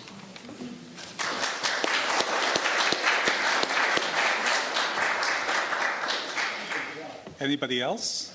Yes, sir. Yeah, I was wondering if I may be able to head up there. Absolutely. Speak briefly. Please.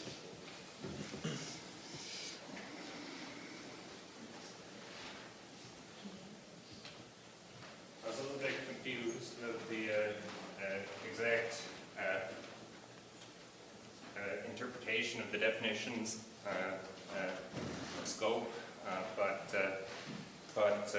I think I've been doing something that may fit within the Sure. parameters of tonight, so I thought I'd come down. Thank you. Your name? Yeah.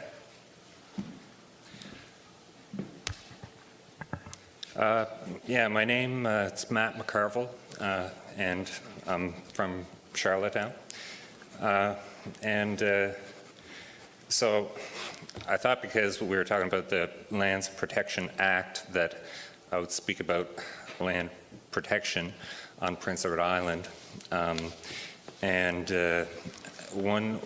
the reasons I'm motivated to come here tonight is because I talk about addressing severe problems like air pollution and global warming with energy solutions. And those solutions involved looking at wind and solar and water power, but comparing those to alternatives like fracking for natural gas, or also tar sands, which can be piped east and run through the refinery in St. John, and then it's tanked over and trucked out, and then we burn it. But if we keep burning everything, Prince Edward Island will actually disappear eventually, because we'll eventually raise sea levels by 65 to 70 meters after we melt not only Greenland but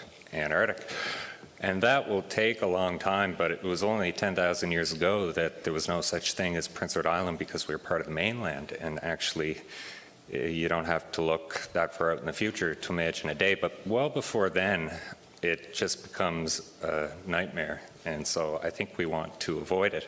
And so how we avoid it, we can do tar sands and all kinds of other things. But we looked at, what if we were going to power Canada with renewable energy? How much land would that take? And it turns out that it would take less than 1/5 of the total Athabasca oil sands area, that's space between turbines, to power half of all Canada's electricity, heating, cooling, and industrial processes, everything.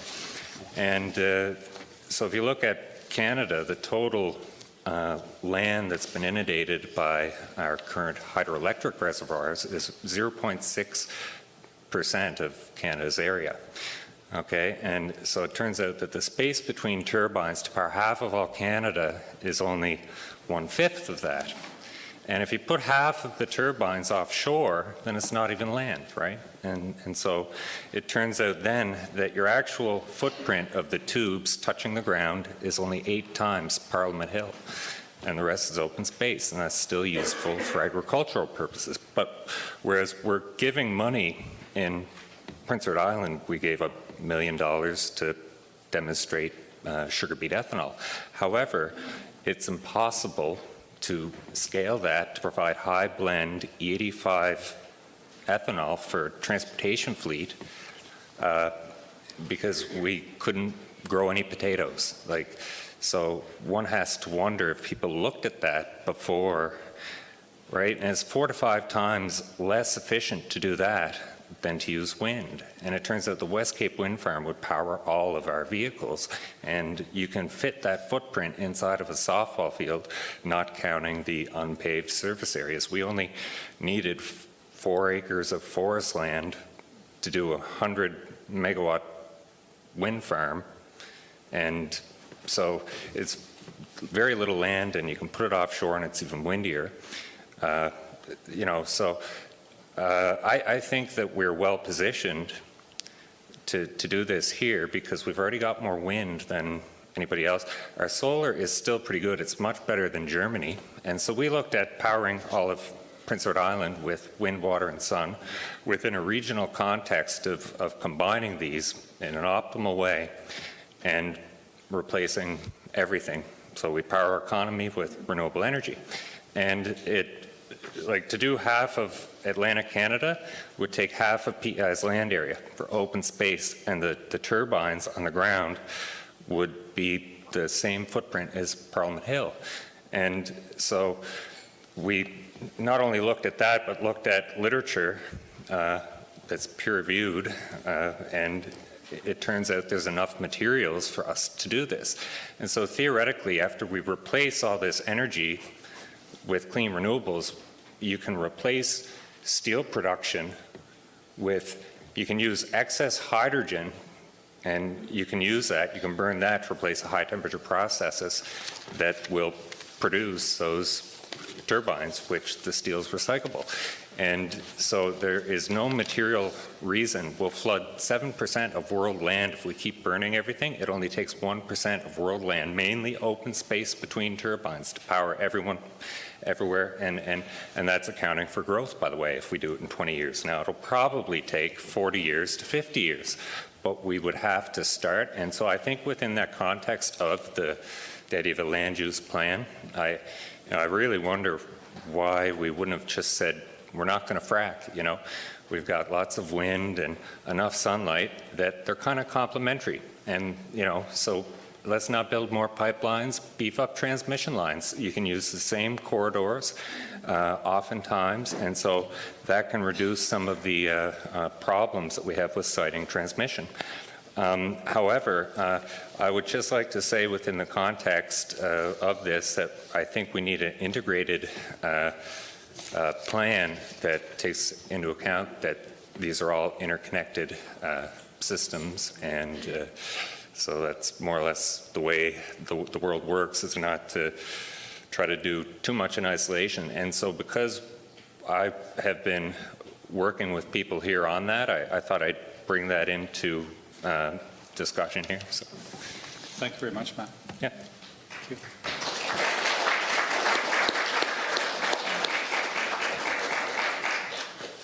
Yes, I'm sorry. Would you like to come forth? Please. You may have been waving before and I had my back to you. Well, why don't you have a seat? Or you can stand, whatever you wish. Okay, whatever you wish.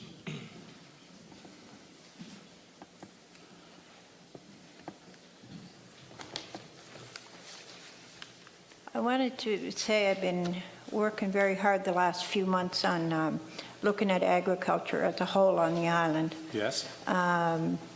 And your name, please? Pardon? Your name? Oh, I'm sorry. I'm Sandra Boswell. Oh, yes. And, I apologize. I should know you. pardon? I said I should know you. Okay. I thought that good-looking guy over there said that. Just kidding. I'm kidding. Yeah, the good-looking guys are over in the corner. Yeah. Anyway, I've been doing a lot of work. Well, the last few months, pretty steady on looking at different areas of the world that do agriculture, how they manage their ecology for animals and other creatures, and for humans as well.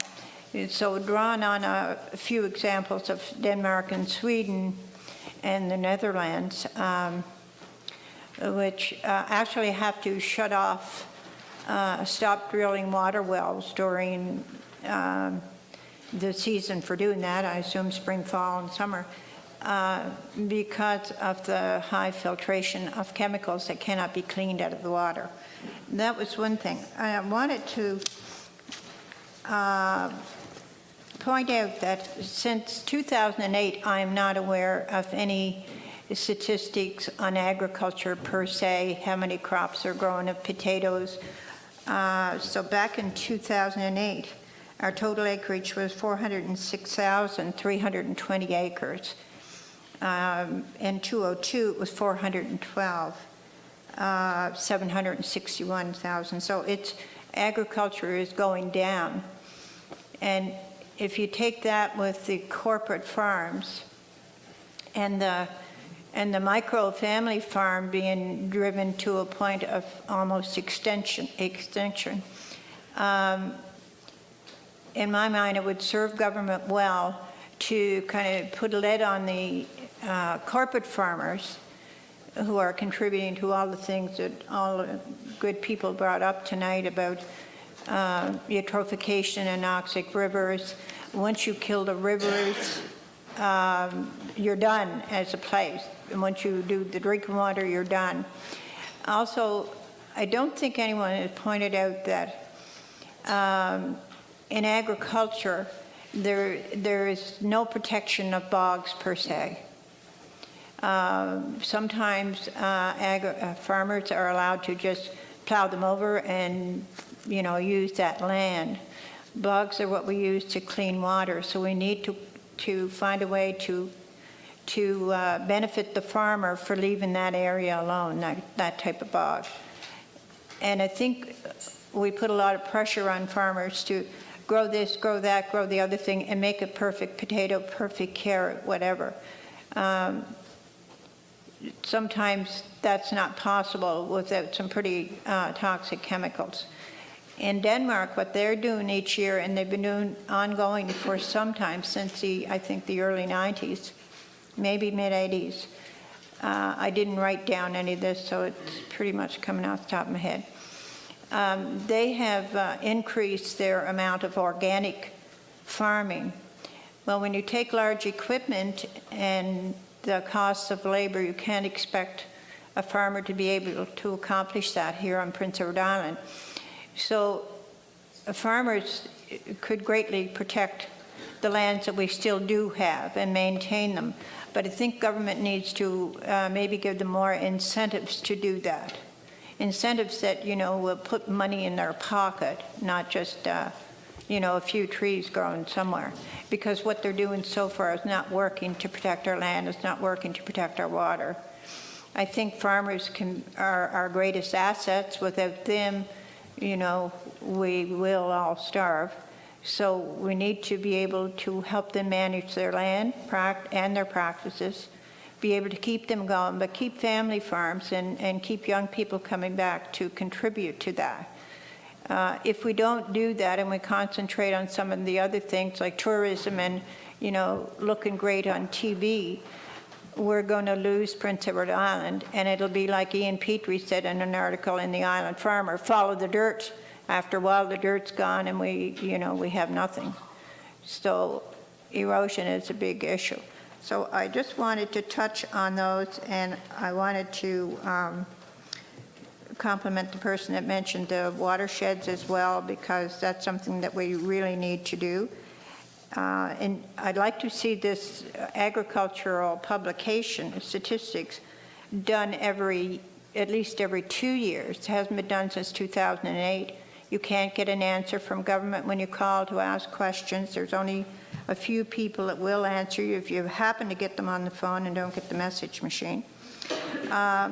In 2008, we applied 680,551 metric tons of toxic chemicals, and that's only for agriculture. That's not the domestic. So I want to point those things out, and I want to point out that we need to really work hard, keep our farmers on the land, and help them do whatever it is they have to do to have a sustainable farm, and keep people healthy in the meantime. I think it can be accomplished if government could just understand where the farmer comes from. getting up early in the morning, going to bed late at night, and doing the same thing all over again just so we can buy food and eat. So I think we need to support the farmer, and if we do that, I think we will help maintain our lands. And as Nature Trust said, they do have a lot, but there's a lot more that needs to go into protection, whether to them or whether government takes the responsibility. But we've got to save our bogs because that's what cleans our water. So thank you. No, thank you, Sandra. I know you grew up in the community pretty close to where I came from. Pretty close. Very close. And I'm sorry I didn't recognize you, but I do enjoy and appreciate how well you write. I see your articles in the paper from time to time. Well, I thank you very much. Thank you. Thank you.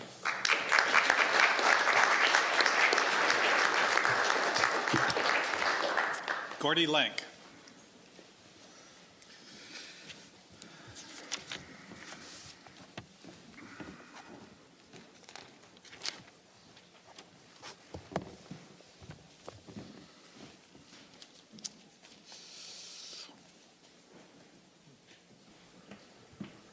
I shouldn't do this, but I will.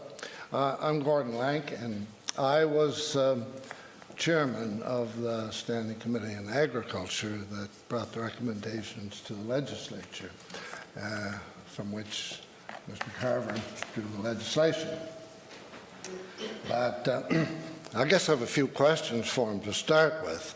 I'm not just really sure what this is about, whether it's who owns the land, or who uses the land, or the size of farms, or how the land is used. But I would suggest to you that of all of them four things, of how the land is used is the most important, in my view. And while I'm on that, I get a little tired of particularly farmers pointing fingers at one another, because farmers that have the financial resources will look after their land extremely well. And it doesn't matter whether it's a big farmer, a small farmer, or a medium-sized farmer. I can take you to any of them, and some of them are excellent, and some of them aren't. Size, in my view, has nothing to do with it. I know large farmers that have crop rotations worked out 10 years in advance, and they have all kinds of waterways and that type of thing. We'll point a finger at a fish kill. That's a mistake on one field. On one field. And mistakes are made all the time. The city of Charlottetown makes several of them every year. Look at the harbor. So it's not only farmers that make mistakes. Now, a lot of people talk tonight about how the Act lasted 30 years. Well, a little insight into that. The Act was brought in, and as Horace said at a meeting the other day, there was a tremendous amount of support for it. All the parties in the legislature supported it. Everybody was in favor of it. And the reason for that was because the people that perceived they were getting bullied got a chance to bully the bully, or the perceived bully, which was the Irvings. The Act was brought in to control the Irvings. You might like to hear that, but that's what it was. And the limits were set by that committee at a rate that inhibited nobody at that time. In fact, they gave quite a bit of leeway to any farmers that were farming. And that went on for quite a while.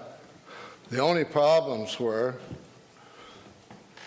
a few people wanted to sell their farm, they couldn't sell it because there was no buyers sometimes for larger farms. And that caused a problem for government, and I think it did 2 or 3 times over the history of it. But one shortly after the Act was brought in, and that's probably one of the major fights the then Premier and I had, because I said, you wanted the act, you brought it in, and now you're trying to find a way to get around it. And that's what's gone on for all the years. But of course, now everybody's complaining about the red tape. But the red tape is because time has caught up with the act, and now people are trying to find ways around it, and we've built up a big bureaucracy at IRAC to try and keep them from getting around it. And I think that's red tape, is it not? And that's why it's causing problems now because the farmers, we're not isolated, and technology and everything moves on, and there'll be big farmers and small farmers. And I have nothing against small farmers. I have nothing against any farmers. There's all kinds of different types of agriculture that only small farmers can do. Anyone that eats beef, most of the cattle in North America, the calves, come from small farmers. That's not only here, that's in North America. Because there's only a few big operations in cow-calf. But on the island, different types of farms. I think our eggs all come from one farm in PEI, or the majority of them. But at that time, it was a different time, like shopping mall legislation, that was brought in. They only built so big a store. Now everybody, it's headlines in the paper. Oh, Costco might be coming. All these stores. Everybody welcomes them. Times have changed. And at that time, they had supply management and dairy. It was going to keep the dairy small. Well, we've probably lost 700 or 800 dairy farms. Our dairy farms are as big as they are anywhere. The big fight, I think, Horace, you might remember, I think it happened in this hotel about having 2 dairies. And now we hardly have one. It's amalgamated with the one in New Brunswick just a week or so ago. And so everything changes. The way we cut our woods. Clear cutting was a bad thing then. Now that's the standard way. Everything's cut, clear cut, and replanted. So times have changed, but I just wanted to add that to the discussion. But hopefully we look at how the land is used. And the lady that spoke before, if the taxpayers want to put more money into making this land be used right, then they can do that. They can help us. And farmers want to do it right. The 99.5% of them, sometimes they can't do it right because it's a very tough business. Gordy, what would be specific suggestions of what you just said, how the person said about helping farmers, and what would be 3 or 4 or 5 suggestions you would quickly have? Well, there's been quite a bit of work done in grass waterways, in diversion ditches, perhaps if they had more land, they'd have a longer crop rotation. And in many places, there is a longer crop rotation. If they were allowed to do what they want to do and had the resources to do it, I think farmers know what they need to do on their particular land. They don't want their land run away. They don't want that. Cover crops, all kinds of things. There's all kinds of things could be worked on. But by restricting everybody, I don't think it's the answer, and I don't think it works. The most people that we tried to restrict have found a way around it. I think you alluded to that tonight. And it's a great income for lawyers and accountants. And now we have mergers going on. I don't think people are doing what they have to do because of the economics and the size of machinery and the hard to get people to work. You got to replace them with machines. Cows are milked now with nobody on the farm. Robotic milkers. They milk 24 hours a day. Potatoes are graded with optical graders. Nobody on the grader. Because nobody wants to do it. Times have changed, and we got to change with them, or we just won't be here.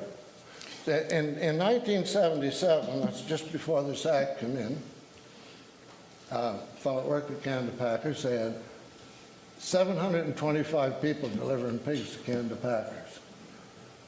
Now we have, and I was part of that, getting devastated in that business, but there's, I think, around 20 hog producers on the island, but they're producing as many hogs as was produced by the 725. You can't hold back the tide. If you try, you make it worse. Gordy, can you comment on what your present thoughts are about land limits?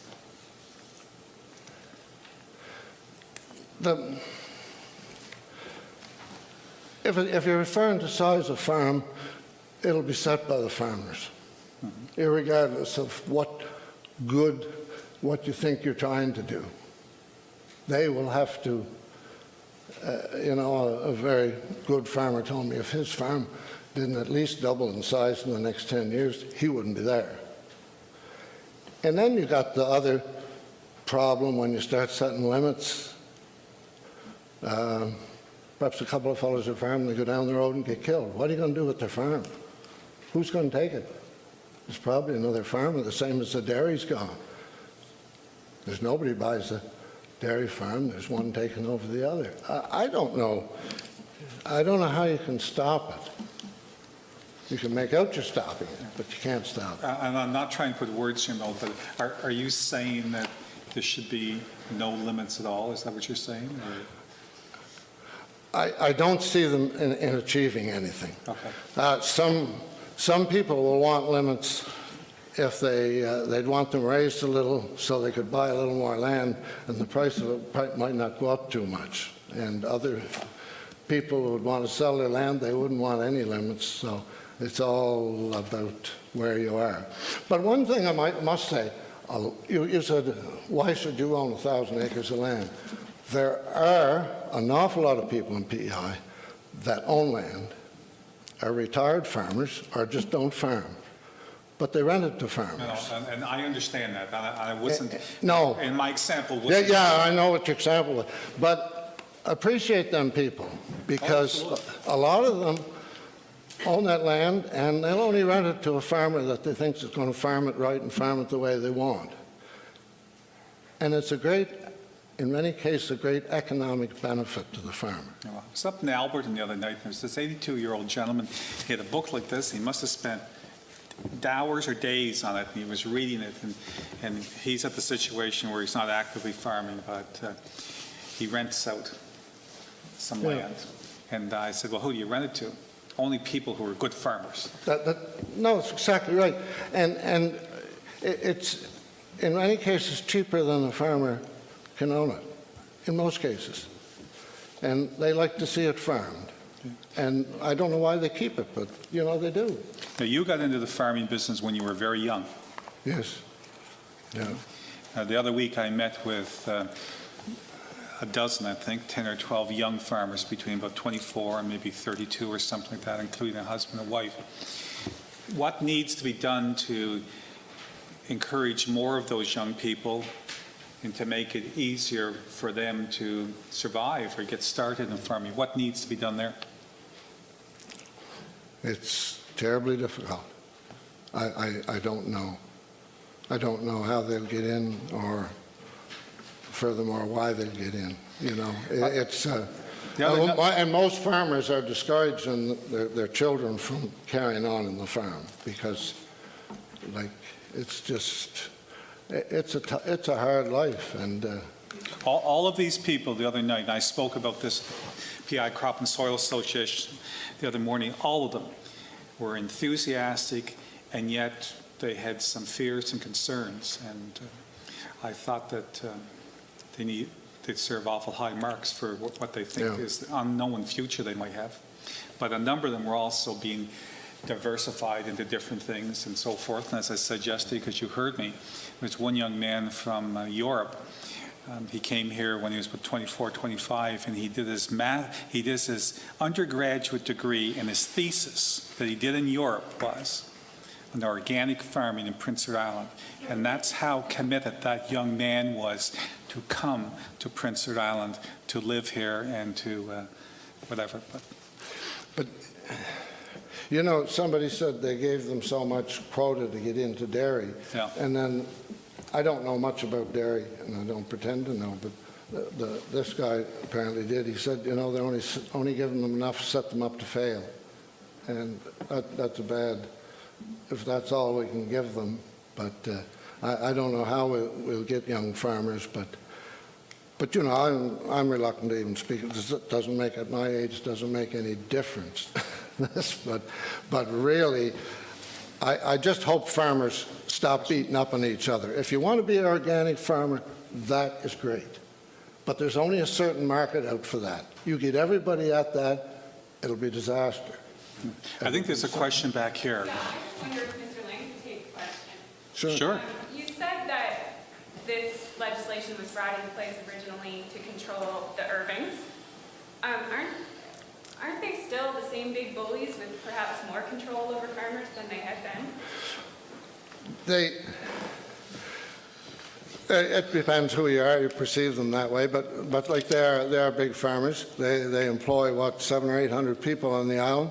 They're the only, virtually the only thing we have left that's adding value to our product. We have the little plant in Borden, and we have amalgamated dairies, but they are able to compete in a very competitive market. And this year, for instance, again, I'm not a potato farmer, but I do hear the problems out there, and the only ones that are making any money are the ones that are selling to Irvings. So, bully or whatever they are, but it's what they are. But you can beat up on them, you can beat up on this one, beat up on that fellow, and everybody else is bad but me. I don't look at it that way. I'm not perfect. I've had my problems, and No, and what I meant by that was just whether you would feel that there is still some need for control when it comes to someone like the Irving. well, they're the only thing we've left. So whatever they are, I don't know. I wouldn't want to comment on what they are. I don't deal with them. A lot of people do deal with them. David, question. Gordy, I think David Ling has a question for you. Well, 15 years ago, maybe 14, I was a fellow farmer. He was selling potatoes to Ken's for his contract. Would you mind speaking in the mic?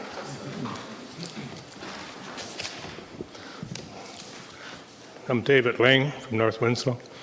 Anyway, there's this farmer from, I'm not going to say who, because if he was told, you talk about Irving's great citizens, but if there was anything... Don't put words in my mouth. Okay. I didn't say that. But I know that you're the only one that are generating new wealth, apparently, you think. They're the only major value-added thing we have left. But anyway, this fellow farmer told me 14, 15 years ago. I said, how's things going with the potato business? He said, well, put it this way. He said, I got to get a maximum yield, and I got to get these bonuses in order to make any money. And that was back 14, 15 years ago. Exactly. So Still the same. If you speak out at a meeting like this, I'll guarantee you his college rate would double overnight once the Irvings find out. They're that ruthless. And right now, they're even taking over farms, paying them a cent a hundredweight, which is, I'm not factually sure of it, but I was told this, that they operate the farm and they're giving them a cent a pound for operating the farm. And so there's a lot of things going on out there where Cavendish Farms should be processing the potatoes. Let the farmer do the farming and give them a fair price. They talk about, well, we got to compete with North Dakota or wherever. But I think it's a whole lot of bull. I wouldn't know.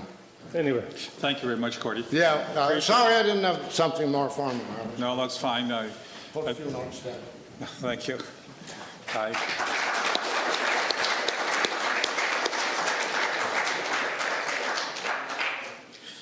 You told me the Adept Council breakfast you had to make some comments known sometime. You've come to a few meetings, and I wasn't sure whether this was tonight or not. Anyway, yes. I'm Norm Larder. I'm a dairy farmer. Yes, I know, Normie. And Gordon was just talking about ADL buying into a company in Nova Scotia, but one of the largest companies in Quebec just purchased the Nova Scotia cooperative. And I read an article in the New York Times in November where 70% of all North American farmers are going to retire in the next 10 years, sorry. And everybody's talking about what you got to do for farmers. Pay a farmer a fair price. And as Gordy says, the 90% of them, 99.9% of them will do a good job. I grow about 500 acres of crop, and I pride myself in doing a good job. And I think Gordy is one of the better farmers around our area, and he prides himself in doing a good job. And I think if farmers get paid, because you think about it, I farmed as many farms as 9 farmers farmed when I was a kid. And I have to do that to make a living. So have we progressed? No, I don't think we have. We're still got a cheap food policy in this country. And I was talking to a dairy farmer today, and he said, you know, it's getting tougher and tougher. We got to get better and better at what we do. We got to produce more milk per cow. We got to grow more grain per acre to survive. And that's all we're doing is surviving. And as Gordy says, I don't know who's going to take over in the next generation, because actually, how could they afford to? And Gordy said, why would they want to? And me and Gordy's in that age group where we're going to be in that next 10 years. You know, if we live that long. And who is going to do this farming? There's not going to be anybody to do it. And if we don't change the way we pay for our food, and pay these people, because I work 7 days a week, and the girl that milks for me, she works 7 days a week. She's there 10 to 7 in the morning, and she's there 10 to 4 at night. And she's there like clockwork. And it's that kind of people, I'm very lucky to have her, but it's that kind of people that keep this thing rolling. And I pride myself in how I grow my crops and how I rotate. And I don't grow, as they say in some of the potato areas, potato, snow, the rotation. You know, I grow different crops. And that's about the size of it, potato, snow. Anyway, that's what I have to say there. Keith Kennedy.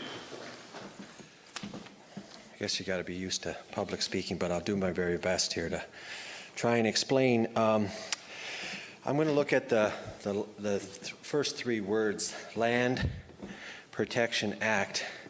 And one of the first things I wanted to bring up was that I believe that because land is so important to us, that it should have more rights than it does have right now. We should have a constitution that actually protects the land and values the spirit of the land, that we are always so, happy to talk about Lucy Maud Montgomery and how, if she was here, how she would listen to the trees and how she would listen to the land, and also how, many of our First Nation people and people that have been before us valued the land. And I think that a Land Protection Act should actually give land more rights, so that when it comes to displacement of that land, such as a river or trees or elements of that land that are actually giving us a product, such as oxygen, such as clean water and fish and wildlife, that this land should be given every right that it possibly can to be protected. And lately, I was part of the Plan B process. I was involved with the Plan A. I participated in the meetings. I wanted to go and give my public input as to how I felt about Strathgartney, which was a historical piece of property. And the first thing that I was told, and I think this is very important, is that if we are to have an act, then we have to be very careful how that act can be manipulated. I felt right from the beginning that the way in which Plan A was introduced to us was manipulative, and that it was not correct, and that when it was being introduced to us, we were told that the reason why a new property or new land was going to be destroyed, it was because of safety. And when we went to get information about that safety, we were given, we were stonewalled as a group of people who were trying to protect the land.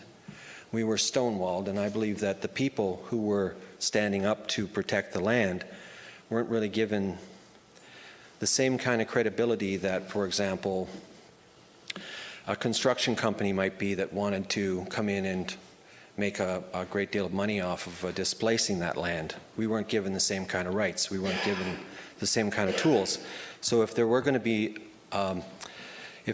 changes to the Land Protection Act, I think that more protection should be given to, number one, the land, so that it's valued for its natural environment, so that there is actually a value put on a river.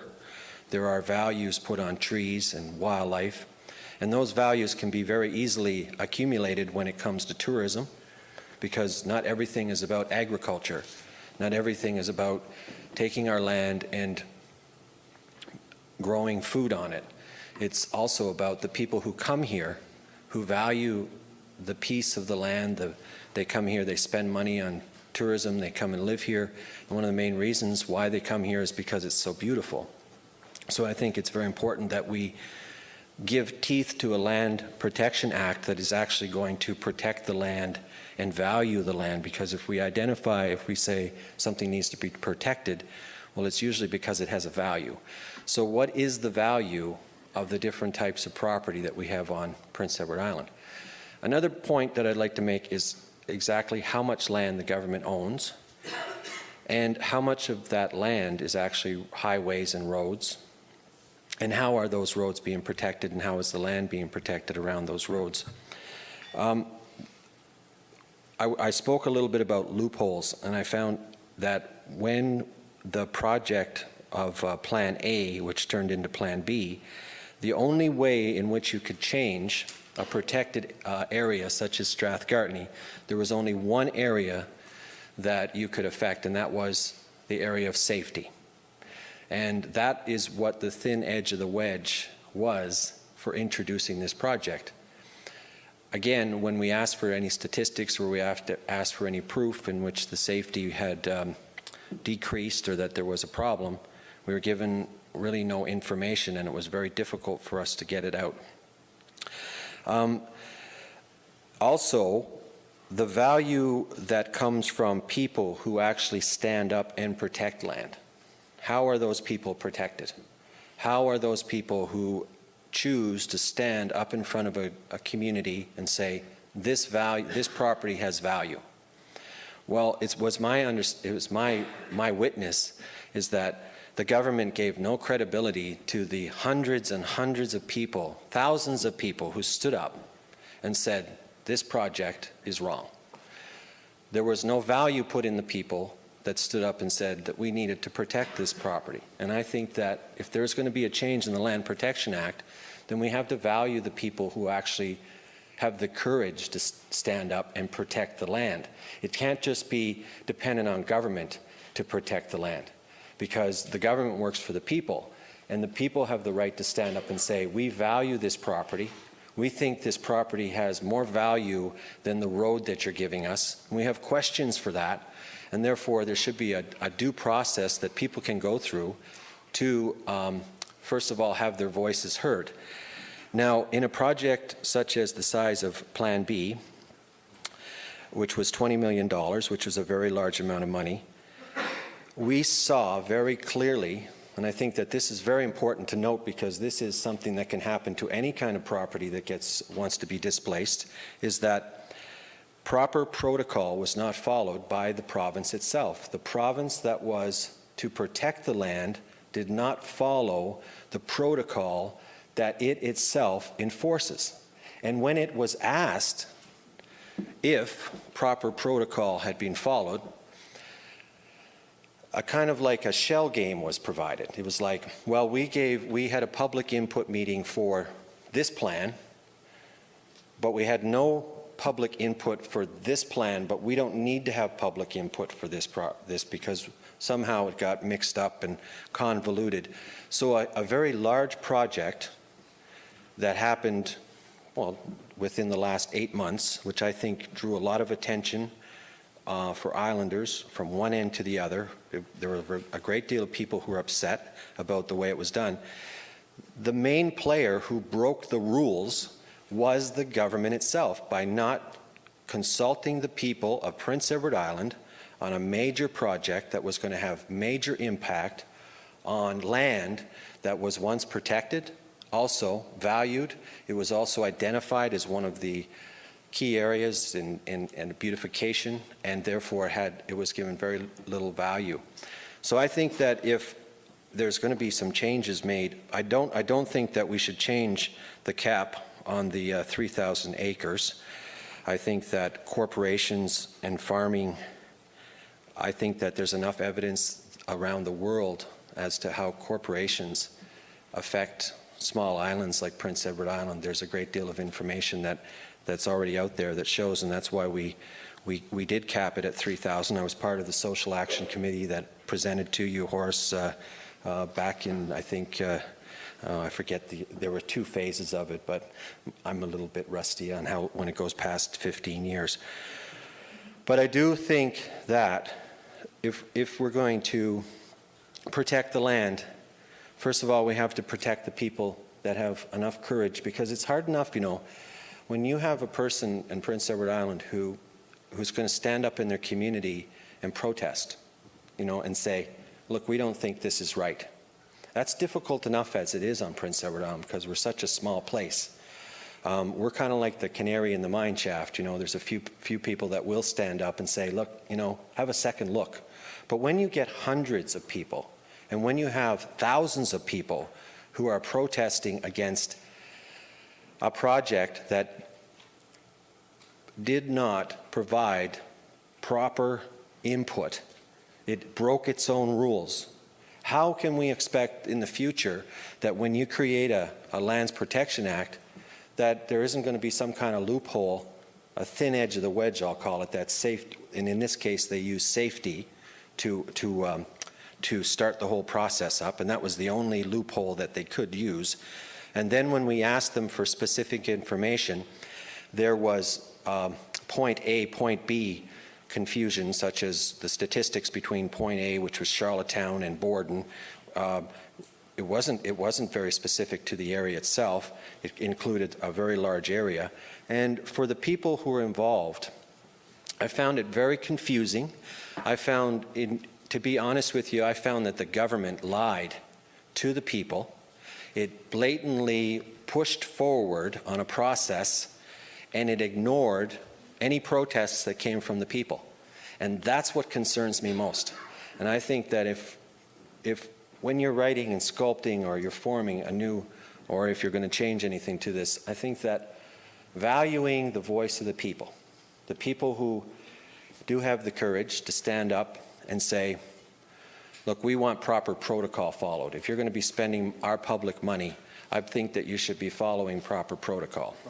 Thank you, Keith. You just said something a moment ago that I think I'm going to refer to as that the voice of the people, and we're getting on in time, and there have been more formal presentations than perhaps I had even expected tonight, and the audience has been extraordinarily patient, and I just wonder if I could give you a minute to wrap up. Oh, I'm wrapped up. You're wrapped Yeah, up. I think, and I'll also probably be at the Crapo meeting, and I'll have a formal Well, presentation. I'm telling you, but this Crapo meeting, folks. I think that we're also going to be discussing I made the decision this afternoon that we were leaving the curling rink Yes. and going to the Englewood School. So anyway, that's where it's going to be held. Well, thank you for your time, and I hope that my point about following, that the government should actually, should set a standard. And I communities. understand why we can have strong opinions about government. Nobody understands this better than anyone who's had their name on the ballot as many times as I had. But I think we can have strong opinions without government without necessarily accusing another point of view of being a liar. I just think that we should draw the line there. Yes. Now, perhaps if, thank you, I'm going to take...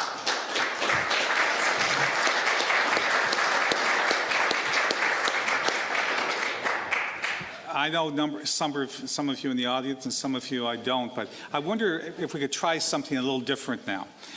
Could we just have some people stand up and make a few comments themselves? If you would like to do it up here, fine, but if we can sort of make them a little bit briefer. As I said earlier on, I'm prepared to stay here a long time tonight. But Fred Dollar, did you have something you'd like to say? I've heard a lot of talk here tonight about cooperations. And there's been a lot of small farms form cooperations in the last 10 to 15 years for succession planning. And under this Land Protection Act, we're treated exactly the same as if you were boarding your limit of 3,000 acres. And I don't think the general public realize that there's a lot of small farms, and I'm one of them. We farm less than 500 acres, and we formed a cooperation so we could bring our son into the operation to avoid taxes. And I heard a lot of people here downplaying cooperations, and I think before they go downplay them much further, they better realize that there's a lot of small family farms cooperating with PEI today.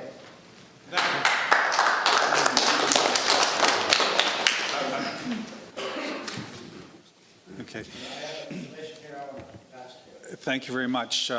Maybe I'll just walk over here for a second and look at one of these maps that you brought up. It's one of the maps that you have. And this particular map outlines PI corporations in the orangey red, and the other is non-resident corporations. And we have about 1.2 million, 1.3 million acres of land in Prince Edward Island. The headline in the map, and you have a copy in your little package, is Prince Edward Island corporate properties. And Fred has just made the point, and I think it's a good point, that a lot of corporations in this province are basically family oriented. They've been incorporated for two reasons. They've been incorporated because of tax reasons. They've been also incorporated because of legal liability reasons. And to the best of our knowledge, it would indicate that we have about 26,000 corporately owned properties in Prince Edward Island, which accounts for about 456,000 acres, or approximately one-third of the island's land area. And of that, 2,600 of the corporate properties are non-resident owned, and that accounts for about 27,000. And so you can say a corporate entity, and that can consist of one person with a corporation of 1,000 acres. If it's one shareholder, that's all it is. If it's two individuals, a husband and wife, or father and a son and daughter, then it's 2,000 acres. And to get to the maximum of the present limit, it's 3 equal shareholders for a total of 3,000 acres. And if you have a lot of environmentally sensitive land, then you can get that exempted up by 40%, up to 1,200 acres more. And so I think it's important to remember that. We don't have recent statistics of some of these situations, but we're going to try to perhaps encourage that report to happen.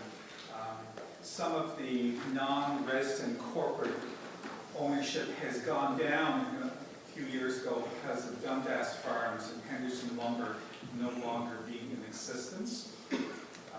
So if you are a a non-resident corporation, what could that be? Well, it could be American Electric, it could be Bell Line, it could also be some truly non-resident corporate. If you want to look over here for a moment, this is non-resident properties, and we have about 132,000 acres of non-resident owned land at Prince Island. That represents about 10% of the island's land area. Over 16,000 non-resident owned properties in Prince of Island, of which about 3,600 parcels border the coastline, and 13% of all properties on Prince of Island are non-resident owned. And there's certain heavy concentrations of them. You know where they are. They're up here in different places like that. And you have a little map in your package about that. By the way, I thought I would just, I'm sorry, but I probably took more longer to speak than you did. It's okay. But I think the point that Fred makes is a strong point in that regard, that corporations can be traditionally what we would call a family farm. Okay, I guess someone at the back was just waving their hand or scratching their head. Somebody else? Comments? Yes, please. Well, go ahead. Well, just on when you're talking about the corporate farm, the land that's owned by, Tony Redden. Oh, yes. And the land that's owned by corporations, do we know how that breaks down as far as what part of that is actually farm corporations, and what size of farm corporations? Tony, the reason I'm smiling is because just like your father, you had asked a very penetrating question that I don't have the answer for.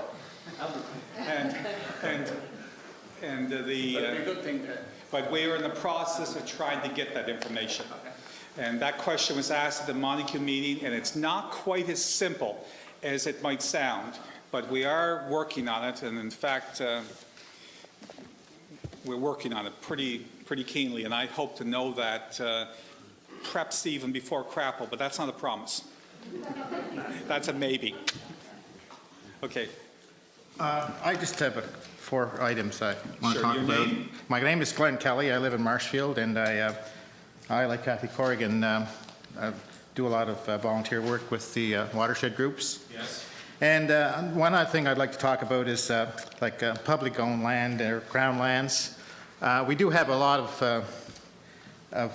crown lands outside the country. We've, with the Environmental Coalition looks after a block in Iona. We've got places like Brookvale. We've got a wilderness area in Jamor. But I think these are very important, and not that many people really use them or know of them. And so these are your public lands, and this only came into place in the last 20 or 30 years, the same as your land. So we do have lots of places to roam on PEI, and we just have to get used to going out and finding out where these areas are. They're mostly concentrated in the east and west. We have buffer zones. Sorry, Lynn. Do you think we have enough? No. Not at all. Okay. I'm just making the statement that we do have some, but we need more public lands, especially around Charlottetown, and especially around our villages and towns where people can wander. We have the great Confederation trails of public lands. So these things they've come into place in the last 30 years, and I think it's important to recognize that there's been a major change there. Owning land, I'm a Kelly from Fort Augustus originally, so we were involved heavily in the battle to own private land. And it's a big part of pride for people to own land at PEI. And farmers and retired farmers that own land, and the farm families that Gordy talked about that own land. These are some of the most interesting people on PEI next to the farmers themselves. And I'd like to just say that. Buffer zones are, Philippe Lebie talked about our protected lands. We have a lot of lands that are protected right now under regulation, and those are the buffer zone lands. And I have asked the question, how much land is protected on PEI and on buffer zones and wetlands? And it's really difficult to get an answer for that, but maybe you could find that answer out and put it in your report. That would be good. But there is a lot of land that's protected. I think that a lot of landowners are willing to protect a lot more. And there's not a thing wrong with private land. I think we look after our land. Some of our lands that we own go right back to 1720 when our people bought it, and it's still all forested, and we take great pride in that. And then another thing I'd like to talk about are views and vistas on PEI that we've, you drive around PEI and you can't tell whether you're in Nova Scotia or New Brunswick because of our views and vistas are disappeared. And we allow trees to grow on areas that they really shouldn't be if we want to encourage tourism. Maritime Electric has butchered millions of trees along our right-of-ways underneath their power lines. They cut them in half. That shouldn't be allowed. That we should be really looking after that kind of landscape. When we come to areas, especially along streams or shorelines that were traditionally viewscapes, they're gone. And I think we should be looking at having a plan for communities to get together and look after those areas. Crapo area, if you're driving through the Crapo area, that was one of the most beautiful drives, for years. It's disappeared. And I think for the value of tourism and, the healthy way we like to drive around and look at the places, if we allow it to continue, we won't recognize the place. That's it. Thanks. Carol, there's a woman right behind you, and then we'll come to you. Yes? Is it all right if I come up here? Absolutely. You can go to the table or chair. I feel kind of weird about being here because I have my back. Okay, that's fine.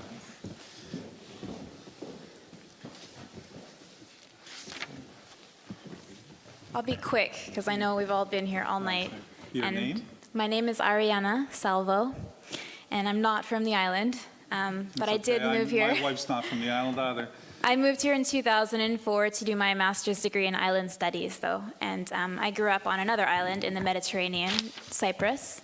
And after I finished my master's degree here, I worked with Raymond Lowe, who many of you know. He's an organic farmer, both farming, and we farmed fields that were out right near Cape Tryon that was shown earlier.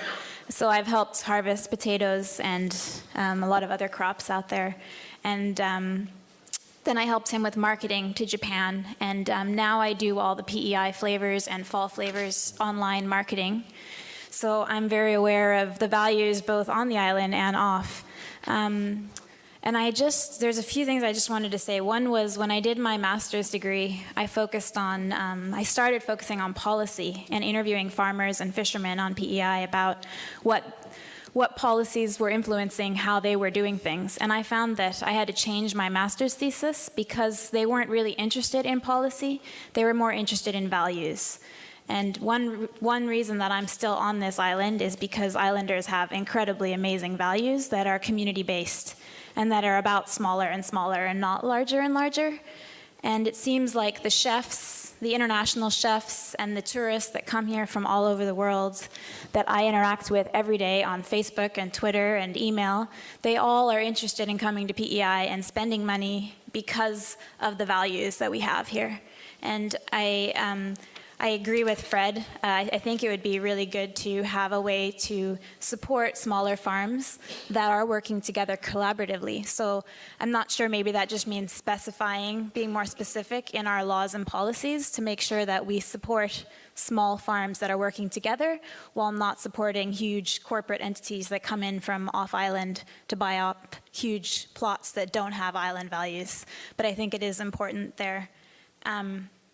And I just wanted to say that Cape Tryon and views like that are incredible. I have driven out to them ever since coming to the island over and over because they're stunningly beautiful, and I find them a great inspiration for everything that I do. So I think finding ways to preserve those would be a good idea.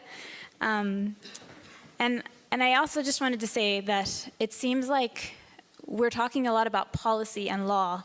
My background is in environmental law, and I think that PEI is not so much about policy, it's about values. So why are we shaping our values with our policies instead of shaping our policies with our values? And I think we need to keep that in mind and make sure that this dialogue that we're having is shaping policy as opposed to the other way around, so that we do value our land and our farmers and our fishermen and women. And then the other comment I had was about food and the price of food.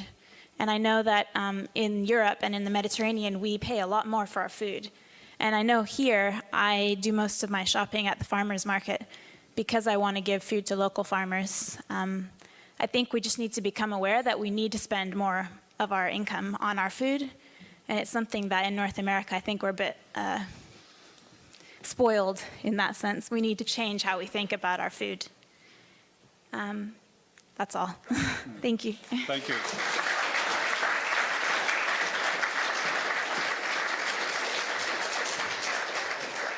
Carol Carriger. Come on over here, Carol.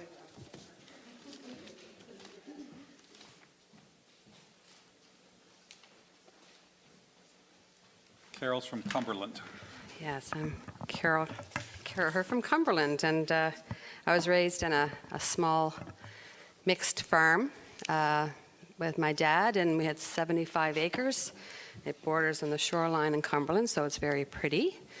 And it was everything from tobacco to broccoli to Brussels sprouts to potatoes to pigs to cattle to whatever went to make some money. Great way to live, a lot of hard work. I didn't know at the time how important it was to me until I, of course, was older. And I just remember my dad, of course, it was beautiful property, and how many times the Americans would stop into the house in the summertime and offer, just open the, checkbook, and thought they could buy it for little or nothing, right? Anyway, he never sold one piece of it. We still have all 75 acres of it. They didn't know Mr. Murphy. Pardon? They didn't know Mr. Murphy. They didn't know Mr. Murphy, yeah. He's very Irish. And so there's, and it was his love of the land, and what that gal was talking about is that passion that he could have made a fortune. He could have sold it all. We could have had a lot of things that we didn't have, but that's not the value of who we are. That's not who Islanders are. And I'd say a good many of us here in the room are not that kind. We have to look at what's important to us, the values that are important to us, because all we're really going to do is live in this life and be the people we want to be. Being in Cumberland, when you cross the West River Causeway, there's quite a scenery going around that corner there, and the Maritime Electric, when they were putting the causeway in, wanted to put posts. It was cheaper to put the posts in and the lines in above the ground as opposed to under the ground. But as a community, we fought, and we wouldn't let them do it, so they had to go underground, or go up through New Haven, which is what they did. They didn't come across the West River Bridge. So you have to fight. And it's not always easy, but sometimes the battle is worth it. I have my husband works for a company from Iceland, and we had a conference here last July, and so there was people from all over Canada, BC, Ontario, and they stayed at the Delta, and I decided to take some of the ladies for a tour through the South Shore and Rocky Point and that area where I live. And then we went to New Glasgow for a lobster supper, and we drove, of course, through New Glasgow, and it's a lovely drive there. And the comment was, is there fines for people to keep their properties nice? Like, is there a law that if you don't cut your grass, that you have to pay a fine? And they were serious. Because is that all they do is cut grass? But that's why they said, we're moving here. Like, you don't know how many people that, this is what they look for. They don't look for the things that we think they're going to look for. So I guess the thing is, our land is important. It's all we have. It's an island. We're not going to have any more of it. So how we use it, I think, is probably the most important message we have, and to give some hard thought into what it is we want to do with it. With that, thank you very much, Horace. Thank you.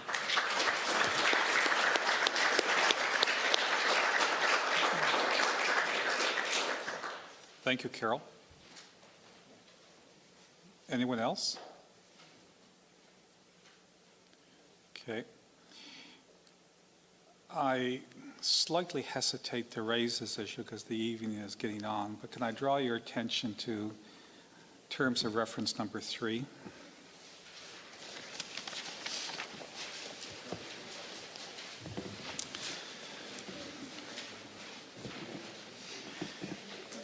Legislative concerns that have arisen involving such issues as land holding limits as they apply to utilities, application thresholds as they apply to mobile owners, and the information deeming requirements for nonprofit corporations. In regards to utilities, what that means is electrical companies, telephone companies, and so forth. And some of these utilities don't necessarily own land, but because the definition in the Lands Protection Act talks about land holdings, which includes an interest in land, which can include an easement of lands. What should be done if you have corporations that are close to limits and they're the only supplier of electrical power in a particular province, and you need to have new home, someone's building a new home that's off a public road, and the electrical company needs an easement down from the main road to get to the house to have electricity. So, observations, suggestions, thoughts? Sir, Matt? Yeah, as I was saying, I think as we actually shift to electricity, so we're not burning things, not polluting, 90 people die every year from air pollution on PEI, et cetera, et cetera. So there's motivation to do that, but then it can get pretty messy when you try to sight lines and things like that. You need quite a bit of area, although I could put that into context of, like, if we were going to, you know, sort of go all out with wind and solar, how much would that take on Prince Edward Island? We're the most densely populated province in Canada. So, you know, I could try to speak, you know, I think that there's issues. However, if we want to use energy, we also have to put that into context as well. So if we are going to have communities which, you know, energy is essential, then it may be sensible, same as we built the road network to build the electrical. No, I heard you earlier and I appreciate your comments now. And with the greatest respect, I suspect that what you're talking about now is a little bit more complicated than building a road. But I am asking to the group is that if you have an electrical company or a telephone company that is near or close to its limits, and you have people that are wanting to have developments and build a new barn or build a new house, whatever the case may be, and the only way that they can get electricity is if the electrical company gets an easement from the main public highway down to where the structure is, and if that easement then, because it's counted, they don't have to own it, puts them above the amount of 3,000 acres, what are people's thoughts or solutions?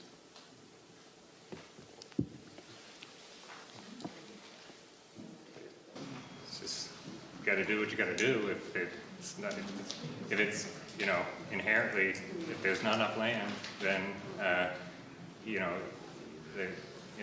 because to put it in context, you know, there's 5,684 square kilometers. We've got nearly half forest, nearly half agriculture. We've got built environment. And, you know, it's a very small fraction of that built environment that will be required if that's, like, if it's a physical amount of space that they may push up against a limit. If, for instance, they're going to replace energy carrying fuels with electrified network, then they may need a little bit more. Okay. Thank you.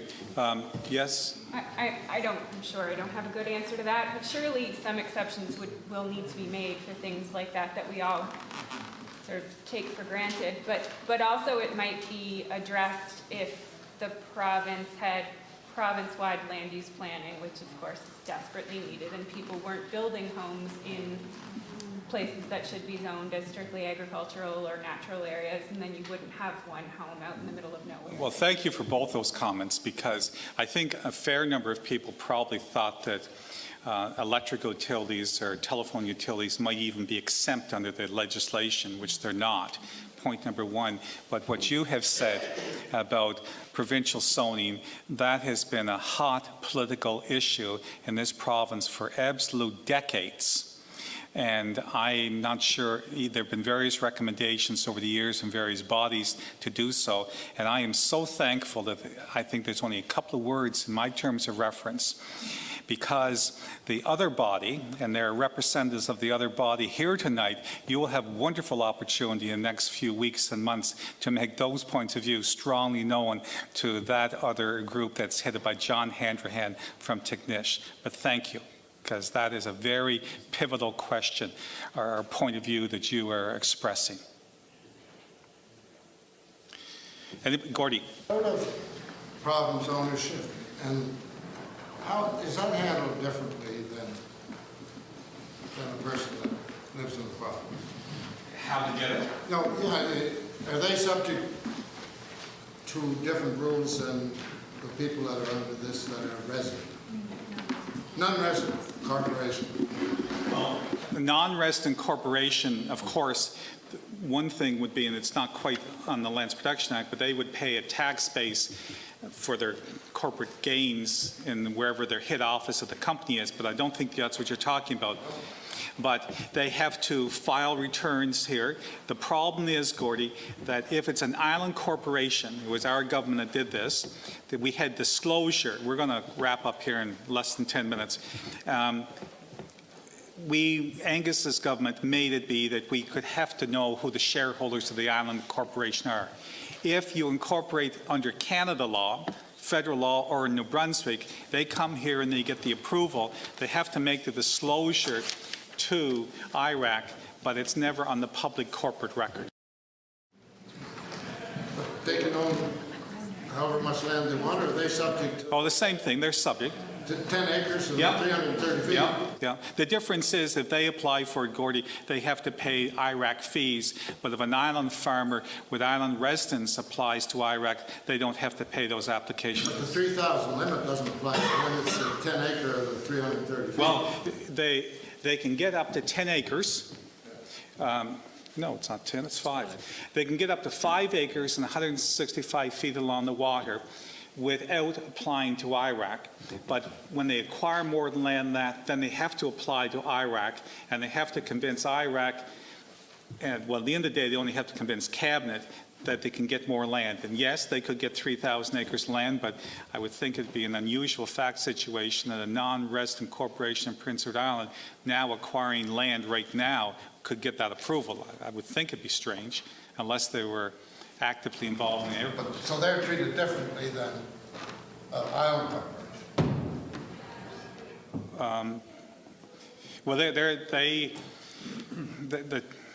there's a more likelihood of them being turned down for obtaining approval to buy than an island resident corporate firm. Much higher likelihood to be turned down.